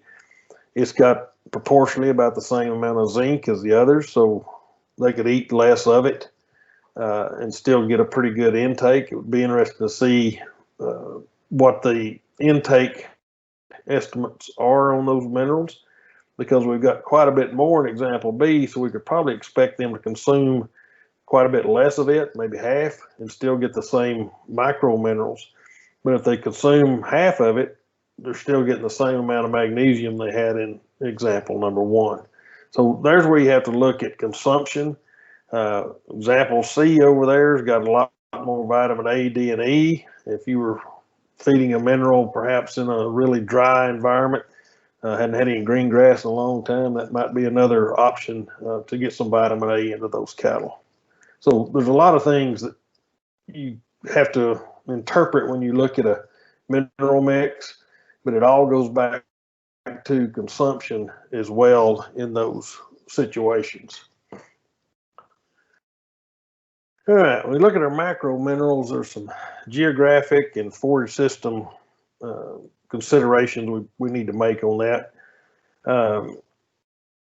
Once we meet nutrient requirements, extra phosphorus is not going to improve reproduction. Dr. Banta has done a lot of work at this, looking at the NRC requirements are too high for phosphorus, so we don't have to really chase phosphorus that much. And I know there's actually some nutritionists at some of the major companies that even question phosphorus role in reproduction. We do know that it's involved in forage digestibility, which in turn would affect energy, metabolism, and body condition on cows. So it does have a role to play there. How direct or indirect it is, I guess some people still argue about that. But years ago at the King Ranch, they actually took spoons and poured phosphorus down the throats of those old girt cows, and the cows they treated with phosphorus actually had higher conception rates. And so that's kind of where the mood to say phosphorus improved reproduction came from. Now, exactly what role in that we can debate probably for a long time, but it does have a role in that. So try to meet phosphorus requirements. Above that, we're just wasting money. So no need to run it up too high. In our native ranges, so it depends a little bit on what kind of forages you're working with. Dormant forages, most mineral concentration decrease with time, so they kind of leach out. And that's the same thing on energy and other things. We just lose nutrients out of those plants in standing dormant status. So not only do they decline in energy and protein, they decline in mineral status as well. So that's another reason we have to supplement some minerals into the diet of these cattle grazing dormant forages. Protein and energy supplement, as I mentioned earlier, can really impact the calcium phosphorus ratio and the mineral needed. And we'll touch on that just a little bit more as we go through this. You may need to consider your potassium level in the protein and energy supplements as well. So knowing what's in your supplement really can impact what you need to feed on a mineral. So this can get complicated if we want it to be. But once again, it depends on how fine-tuned you want to be in your program as to how much detail in this you have to work on. This just looking at two different products and looking at calcium phosphorus ratios or different salt levels or within those ranges. Magnesium, potassium's not even in this added to this one, but this one has quite a bit of cobalt in it. I'm not exactly sure why. Dr. Banta may want to weigh in on that, why they up the cobalt level in this particular mineral mix, but Those are about the only difference is in the cobalt, vitamin A, D, and E in these two products. And there's differences, and it's a phosphorus product, probably the other aspect of it that makes it different. So once again, looking at intake would make you know whether or not these two were equal or not equal in a lot of these different areas. This goes back to we talked about supplements and what we might be feeding as a protein source or energy source. Is looking at a 15-4, that's 15% calcium, 4% phosphorus mineral, eating a quarter pound a day, that's 4 ounces per head per day. At 4% phosphorus, they're getting about 4.5 grams of phosphorus in the diet from the supplement. If we were to feed cottonseed meal for the protein source and just feeding 2 pounds per head per day, cottonseed meal is pretty high in phosphorus at 1.1, so they're actually getting 10 grams of phosphorus just from the supplement. So once again, that's how we can really match supplements and everything else back with what we need to feed. So we would not need to feed probably a 12-9 mineral to get that much phosphorus out of it if we're feeding cottonseed meal or even DDG, which is a fairly decent source of phosphorus when you're feeding 2 pounds of it per day. Calcium content in the forage, it doesn't vary that much regardless of how much calcium is in the soil. Doesn't seem to anyway. The plant takes up so much calcium, and so whatever's there and the plant needs, it's not going to take up more just because it's in the soil. And there's not a whole lot of difference between Bermuda grass and native forages, although it is a little bit, but they're pretty similar in calcium content. So once again, that's not going to be a big factor in what mineral we actually select. Any excess calcium that we feed them is not going to necessarily hurt them. There is some benefit in some scenarios as well to have a little more calcium, but once again, it's not a big concern in most mineral mixes what the calcium content is, because forage is a great source of calcium in most cases. In the coastal areas, this is where we run into some real challenges because of the salt in the environment, I guess you could say. Low salt formulation, this may take some very specific formulations where they pull the salt out of a mineral mix. This is where a lot of molasses-based mineral tubs actually have a place, because that may entice them to eat it, even though they wouldn't eat mineral for the salt content. The other thing, and a lot of people used to do this a lot, is they actually used their cubes as a mineral supplement as well. Years ago, the old breeder cube, you had range cubes and you had breeder cubes, and there's still some companies that make those. But in the breeder cube, they would actually put the mineral mix, and that way they could kind of guarantee consumption of the mineral during the wintertime. And for most people, that's also going to coincide with start of lactation, preparing for reproduction, all those kind of things. So there's some real benefits a lot of times from using that approach, particularly in these regions where you can't get year-round mineral intake. You can actually use a cube and get somebody to formulate you a cube that has your mineral needs wrapped up in it. On winter pasture, grass tetany is a concern for cows. Not sure many of us are going to have issues with winter pasture excess this year, but you kind of need a consistent intake of magnesium, and that's about 5% or greater magnesium level in the diet, as we talked about earlier. Salt is important to the absorption of magnesium in there, so once again, a balanced mineral mix with about 5%. And some people take it up to 8. I've seen some 16% magnesium minerals, and I've never seen the need for that in most cases because the consumption goes down. Milk fever and grass tetany may both be involved in cows. If that's the case, that's where the higher calcium level, lower phosphorus level we mentioned earlier can actually be beneficial. And if you're running stocker cattle, and a lot of people really argue with this, but there's never been really a documented case of grass tetany in stocker cattle. There's a lot of things that may be attributed to that. But if you look at the diagnostic lab and stuff, I've never seen results saying there's grass tetany in stocker cattle, although we feed a lot of high mag mineral to stocker cattle to help prevent grass tetany. I don't know that that's actually a problem. Dr. Banta may want to weigh in on that, but we did some work up in Vernon on that. We didn't show any grass tetany in stocker cattle either. The other thing in areas down there, there's quite a bit of poultry litter used. So I don't know what y'all's situation is, but we've used biosolids out of municipalities for a long time, and it's a great source of phosphorus and fertilizer, cheap nitrogen as well. So we use poultry litter, biosolids, whatever it might be. It can actually get the phosphorus level up quite a bit in forages, so you have to be a little bit concerned about that because you can invert that calcium phosphorus ratio in the forage. And like I said, once you meet your needs, there's no need for more of it. So you have to add additional calcium a lot of times, and you certainly don't need much phosphorus in your mineral mixes when you're using these poultry litter, biosolids, whatever it might be, to fertilize pasture. If you do get that inverted, that's where your grass fever and grass tetany concerns go up, and you may actually just need to leave phosphorus out of your mineral mix.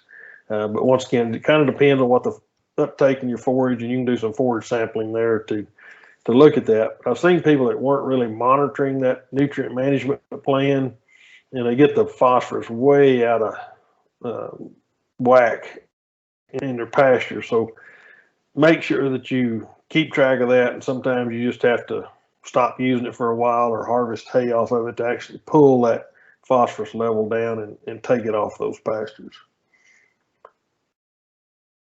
All right. This is another thing about trace minerals. If you're deficient, you're going to see some improvement by meeting those requirements.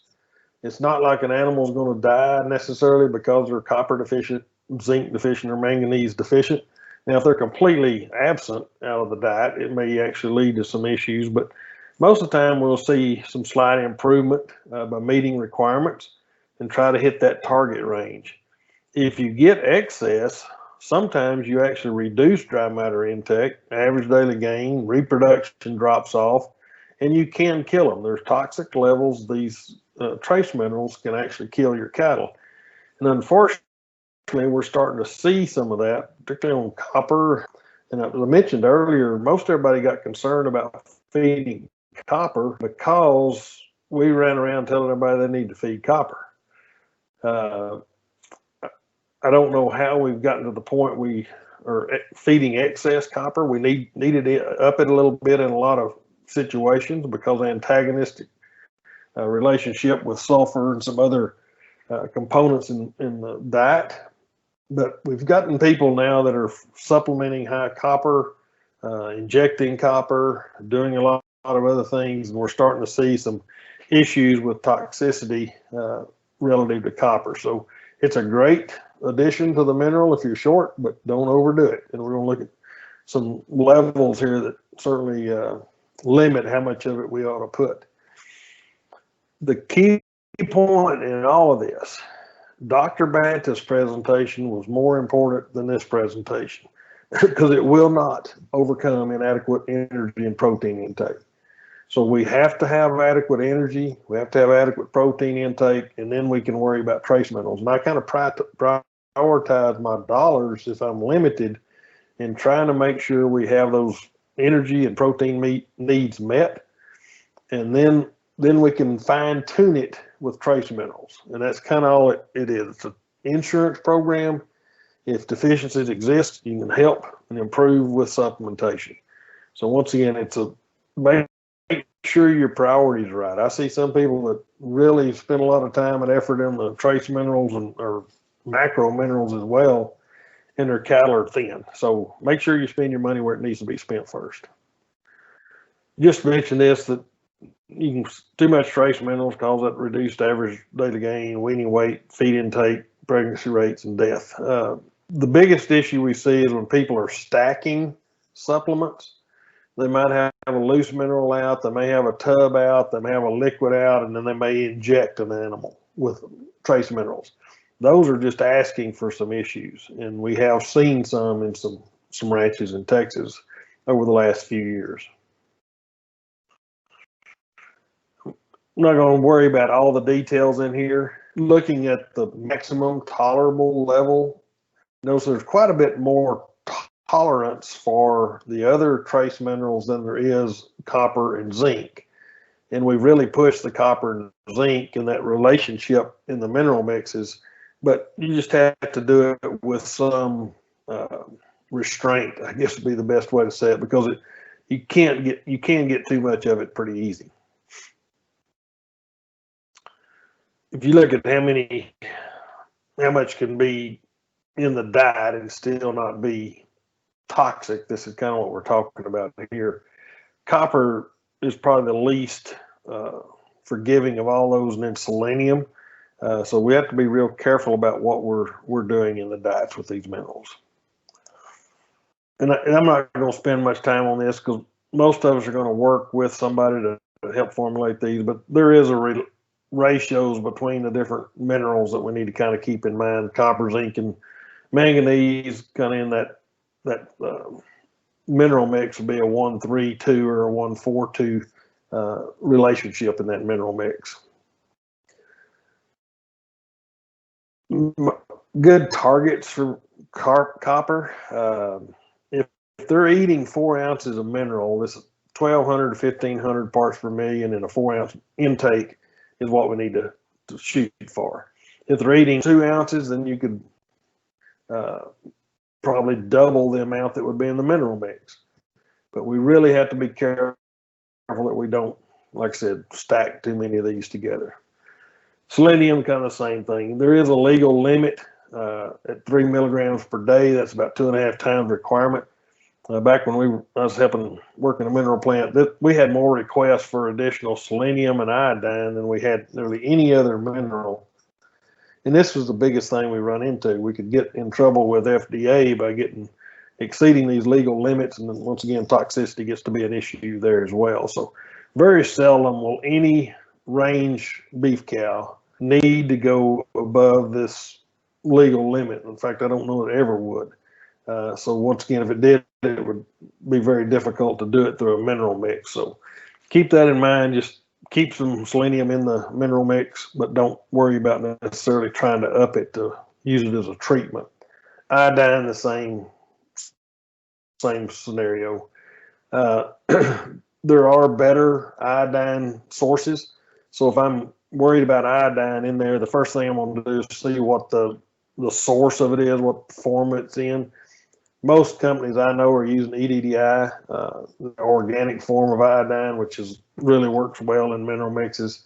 Some of these other potassium or sodium iodide are not as stable and will not provide the same benefit as EDDI or calcium iodate do. But once again, you can see some of these ingredients on the feed tag, and it wouldn't hurt to look at one and get with a nutritionist and kind of see what those sources are that's in that formulation. If you're gonna, particularly if you're using poultry litter, it'd probably be good to go ahead and test that hay, particularly if you're harvesting hay off of it, and maybe even take some pasture samples, grass samples in the pasture, and do this wet chemistry. As you send these into the same labs that Dr. Banta mentioned earlier, get the wet chemistry on them and add this copper, zinc, manganese, and molybdenum in there to see what's actually in that mix. In copper toxicity, we've kind of just been talking about beef cattle tonight, but if you have other species that are less tolerant to copper, you can get it toxic much quicker. Sheep and goats, sheep in particular, are very susceptible to copper toxicity, and so are horses. So make sure that you don't force feed copper into animals, know what they're getting. Don't want to scare everybody off of having copper in a mineral mix, but just realize you need to have it in a reasonable level. And this really, up in Dr.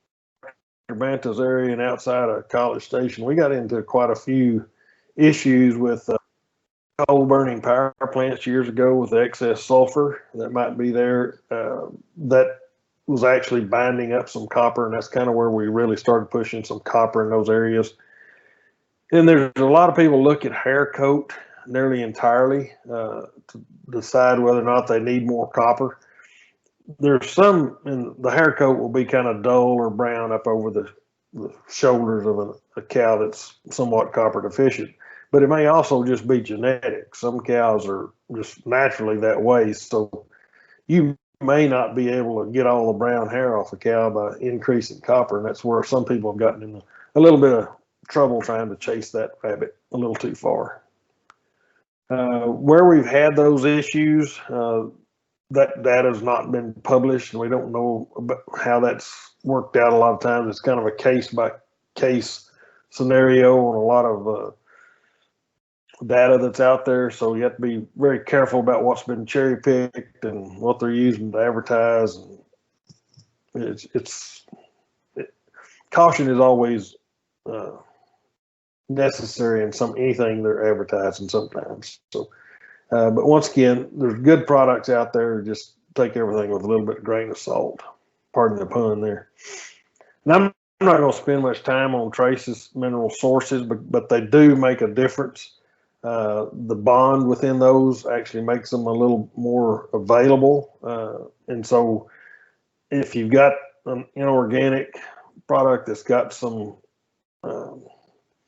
issues, zinc oxide is really good, but copper oxide would not be. So looking at different compounds and components really affect how they are absorbed. We get a lot of organic mineral mixes as well. Might look at chelated kind of minerals falling into that category where we actually bind that mineral to an amino acid or protein or carbohydrate to get it absorbed easier.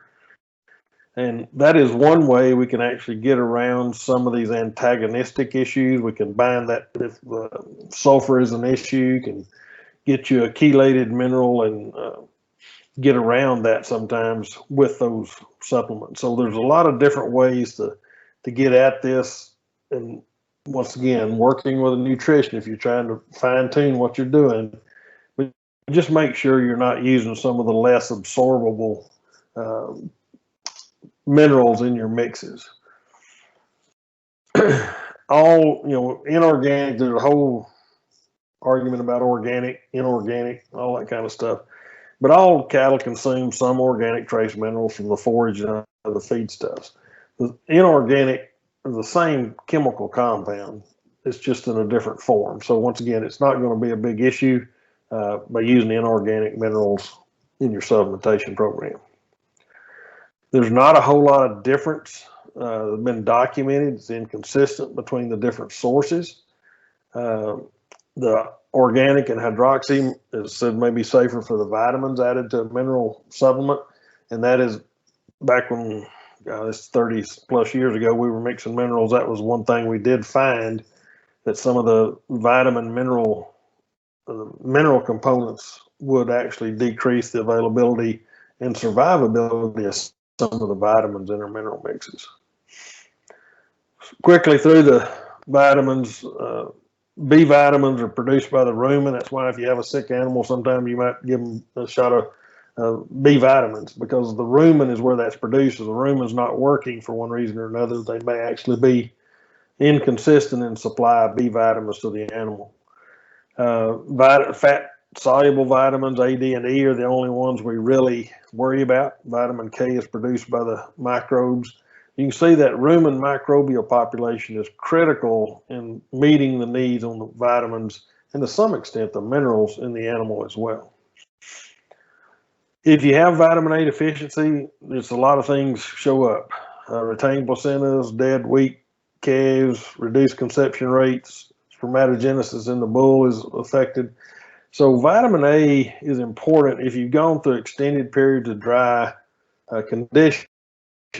Then make sure your minerals are providing some vitamin A in there, or the other thing you can do is inject the minerals. It's probably better to keep them in the diet than it is otherwise. When you have green grass growing, vitamin A deficiency is normally not an issue you'd worry about. We look at some of the sources, looking at tubs in particular. You'll normally need a separate source of salt. They don't put a lot of salt in our lick tubs. A lot of them have a very similar calcium phosphorus ratio.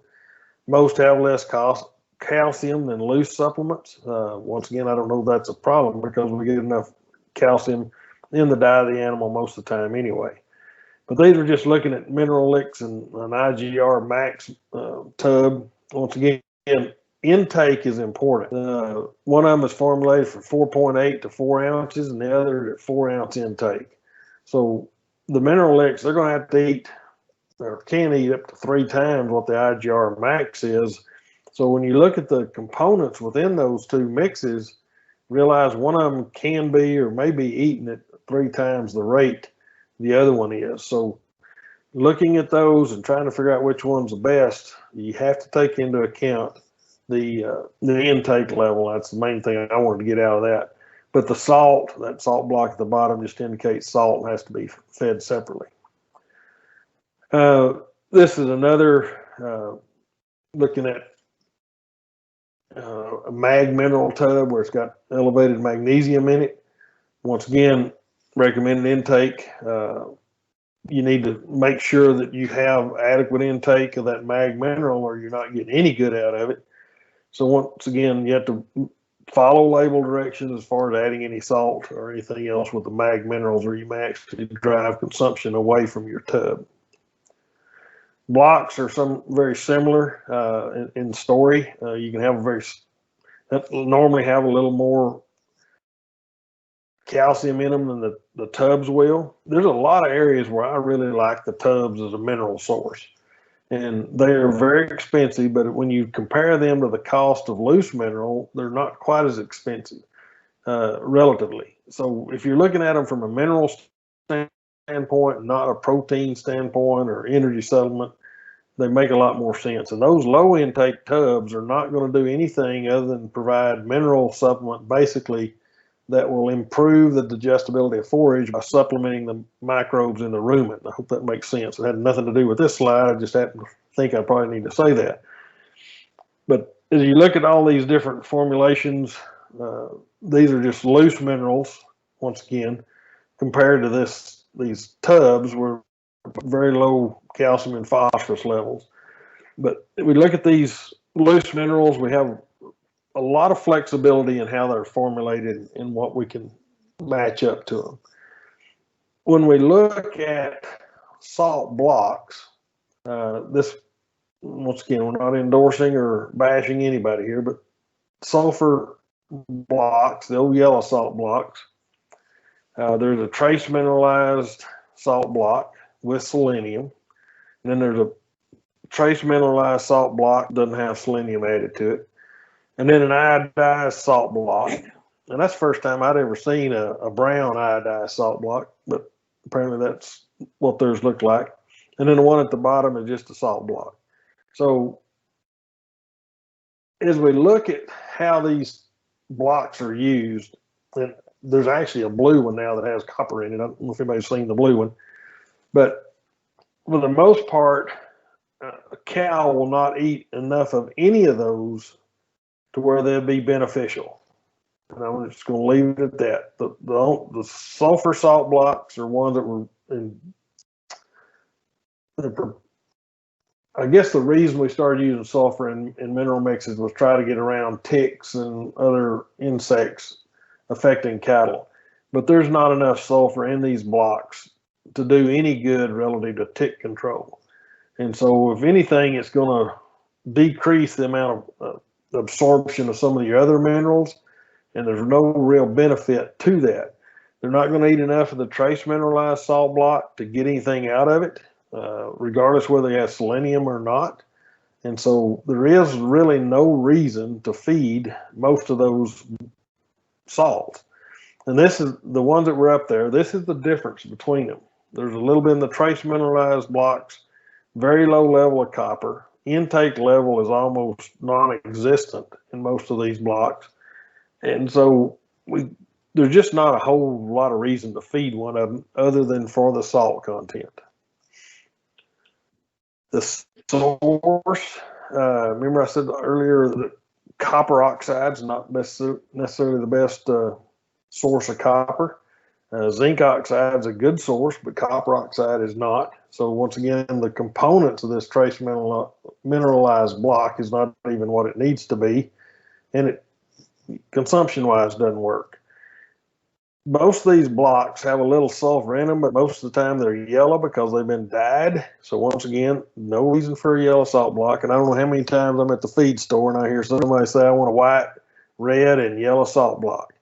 And that's what they drive out to supplement their cattle with. One, that's all we had for many years, but there's better methods to supplement cattle now.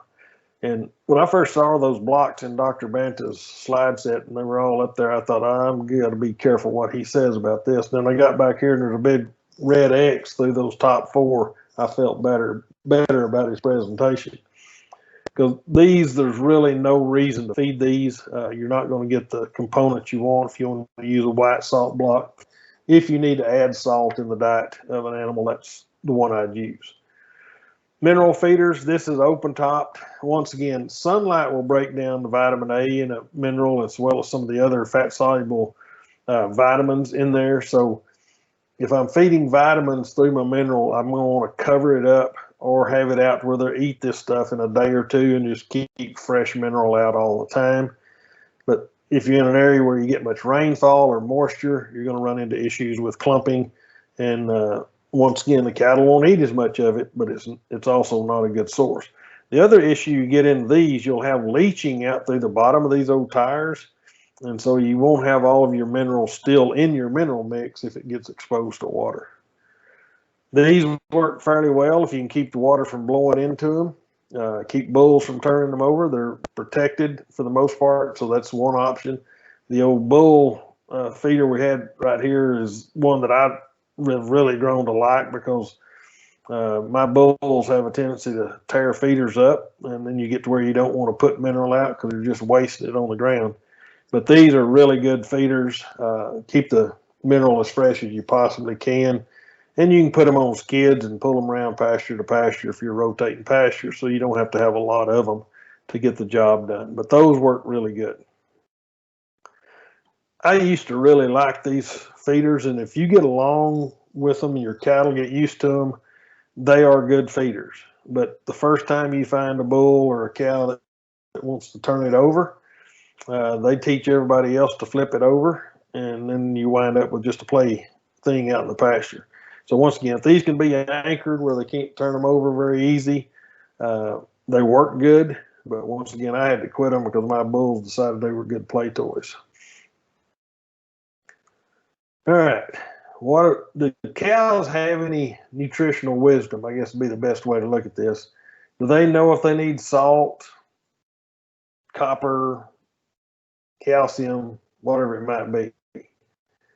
For a long time, it's funny, this is kind of making a comeback, but this smorgasbord of minerals that you could put out for cows, cafeteria style minerals. Years ago, there's a lot of work done showed that cows basically had very little nutritional wisdom and would select what tasted good, not necessarily what they needed.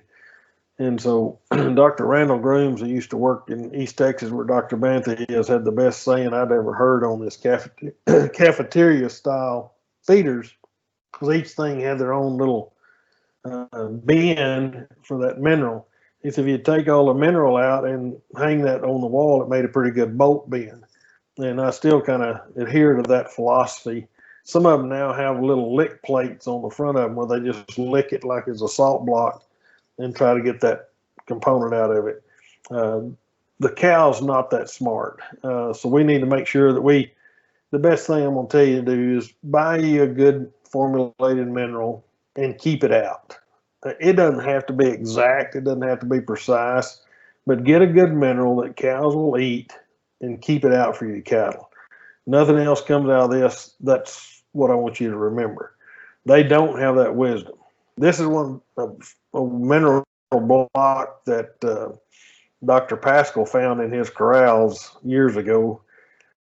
He found it back by the fence, and he estimated this block was 10 years old because he hadn't bought a block in about 10 years, and this was still in his pen. So he did control consumption just because they wouldn't eat it. But those things just don't get consumed at the rate they need to meet deficiencies in an animal's diet. Monitor intake. Know how much you put out, how long it should last, and then see if you need to limit intake by adding more salt. If it goes down in consumption, don't necessarily worry about it as long as they're still eating some. And when they start lactating, intake normally goes up. When grasses get dormant, they tend to go and increase. But when they get short on forage, they really eat minerals more than they need to. And so that's why meeting your forage requirements is really important, and stocking rate affects consumption. And we see a lot of people that are grazed really short. They really fuss about how much mineral their cows eat. One, they're not getting in much from the forage, and plus they're eating it because they're just hungry. And so make sure that you try to monitor this over time, because consumption is not consistent. I mean, it doesn't just stay 4 ounces per head per day or 3 ounces per head per day. Just looking at the consumption of a cow herd over a period of time, it averaged 3.6 ounces, but got up to a little right at 5 at times and down to 2. That's all within that acceptable range of consumption. But once again, if it gets way out of that range, then you might be concerned about it. But in the spring of the year, you have lush forage or it gets dry, you may see that peak. That one in June in this particular situation may be because of lactation and forage getting dry. You don't really know what behind that, but try to plot that out on your place and see what your mineral consumption looks like. If it's too high, you can add free choice salt. That's why I like the loose ones. Just letting them run out is not a good idea, because then you wind up, they'll overconsume and you put it out. So make sure if you're consuming too much, you may want to pull the mineral feeder away from the water source. You just do things to make it less inviting to consume if they're eating too much. If it's too low or they're getting salt somewhere else, you may want to move your mineral feeder closer to an area where the cattle hang out more. So those are things you can do to improve or decrease consumption of minerals. Salt encourages intake, but you use too much of it, decreases intake. Phosphorus normally decreases intake, so no reason to run it up. Magnesium, the same things we said earlier, will decrease intake the higher level it gets in the mineral. There are some additives you can put in there. It was our experience that didn't help a whole lot. The mineral oil actually probably helps consumption about as much, because the minerals don't clump as bad and it's easier for the cows to consume it. So that's one thing you can look at. And to me, it really makes a difference in the coastal area, high humidity areas, that you use something that is weatherized, even in a mineral. So just keep that in mind as you're looking at that. And I'm going to wrap up real quick here. Hopefully, just looking at calculating mineral intake. Dr. Banta does a good job of kind of going through the math on this. If you had 35 cows, you put 50 pounds of mineral in an empty feeder, and it lasts for 6 days. So what's the consumption level for those cows? So we're 50 pounds over 6 days. They're eating 8 pounds of minerals per day for the herd. You got 35 cows. They're eating 1/4 pound per head per day. That's exactly what you need to be. That's 3.8 or something like that ounces per head per day. And so that's how you calculate what they're consuming. Once again, don't get concerned if it drops off a little bit. Be concerned if they go to eating it like it's the only thing out there to eat. That's where you really have to be concerned. This just looks at how much do you need per month. I'm going to kind of stop at this point. You can calculate this down to how many bags per month you need if you want to, and you can do it on a budget basis. But if you're looking at a 4 ounces per head per day consumption, cattle are going to eat cows will eat about 2 sacks of mineral per head per year. Okay, at 2 ounces, that would be 1 sack of mineral. So you can do the math pretty quick to see how much mineral you're going to go through in a year by just looking at that 4 ounce or 2 ounce level of intake. So you can do the math pretty quick to see how much you're going to be needing to purchase, what your budget for minerals is going to be. And by the time you put a calf consuming minerals on there as well, it's probably going to be over 4 ounces per head per day per cow. So I just always budget 2 sacks of mineral per cow per year to 4 ounce per day consumption. So keep that in mind, use it for what it's worth. I think we're out of time and I'm kind of out of presentation. There's more out there to look at, but I think you just have to figure out where you're at, what your production status is on your cows, and figure out what to keep out. But as I said earlier, the main thing is to buy decent that your cows will eat, whether it be in a tub form, loose form, whatever it is, and get it out in front of the cows.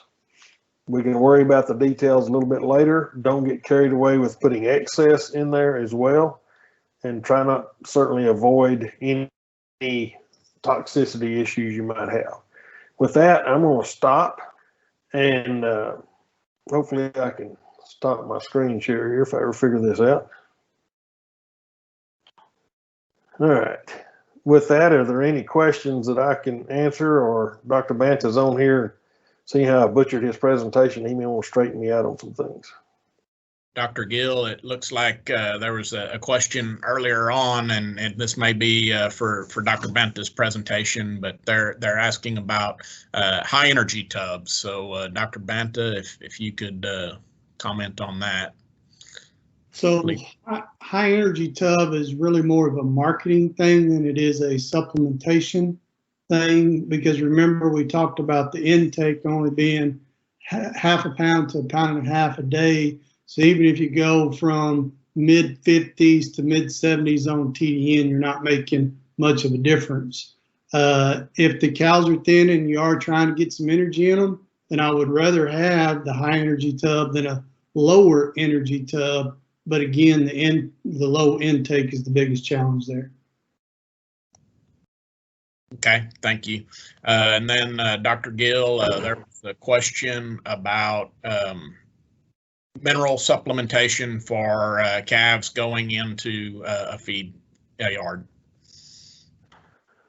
Yeah, if you're going to be feeding cattle out, that's where you kind of need to look at the formulation of the feed that's going to be going into them, and mix the minerals in with that feed. Now, if you're mixing at home, you may need to keep the mineral out as well. But if you're feeding much grain, you're not going to need much phosphorus at all in the mineral mix. Maybe a little bit on the trace minerals.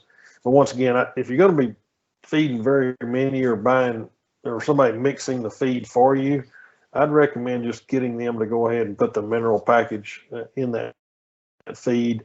And without knowing what your components of the feed you're going to be, I can't sit here and tell you what that mineral mix needs to look like.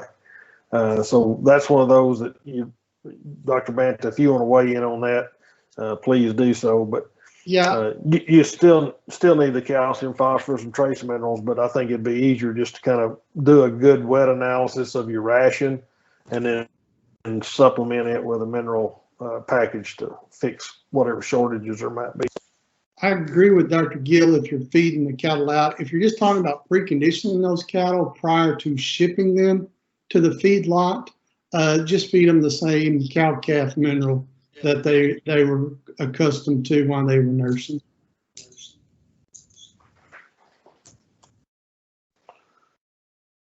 There was another one here about mineral tub companies are saying that additional salt isn't needed. Do you still recommend putting additional salt out if using tubs for mineral delivery? If you need to see what consumption is on those tubs. If they're over consuming the tub, then I'd put salt out. If they're not wanting you to salt out so the cattle will eat their tub, then you just got to worry about how much of it they're eating. because that is a way to limit intake of the tub. If they're getting enough salt somewhere else, they won't eat enough of the tub. So once again, you have to play that by ear and watch your cattle, look at your consumption, and kind of see if you think they're over consuming, or actually do the math and see if they're over consuming. And if they are, then I'd put a little salt out. If not, then they're getting the minerals they need out of that. With that, and there's going to be some salt level variation within those tubs as well. So I can't sit there without looking at a label and tell you whether it's deficient in sodium or not. So that'd be one of those you just have to watch, Kurt, and see how it plays out in your particular situation. Where you really need to be careful as well is if you're feeding a tub with magnesium in there and it has 0 salt and specifically 0 sodium, then we need to get a salt block out there, loose salt, because we need sodium to get magnesium absorbed across the gut wall. Like I said, that's one of those deals where you just have to look at your overall delivery and what you've got and see whether or not you need to tweak it a little bit.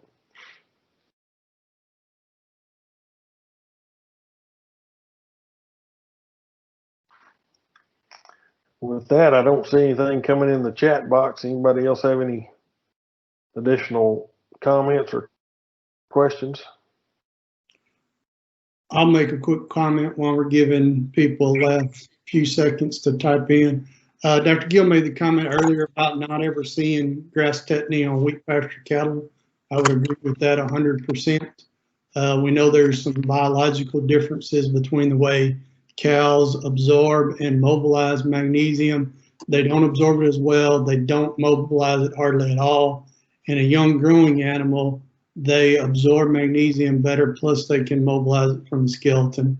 So I'm in full agreement about not worrying about grass tetany on a stocker calf or feeder calf out on winter pasture.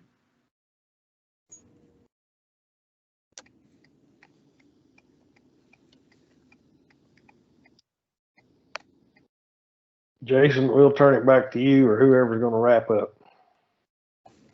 Okay, thank you, Dr. Gill. Bob, do you have any comments that you would like to make? No, just good job. Greatly appreciate y'all helping us out tonight. Good presentations. I enjoyed it. Appreciate the opportunity.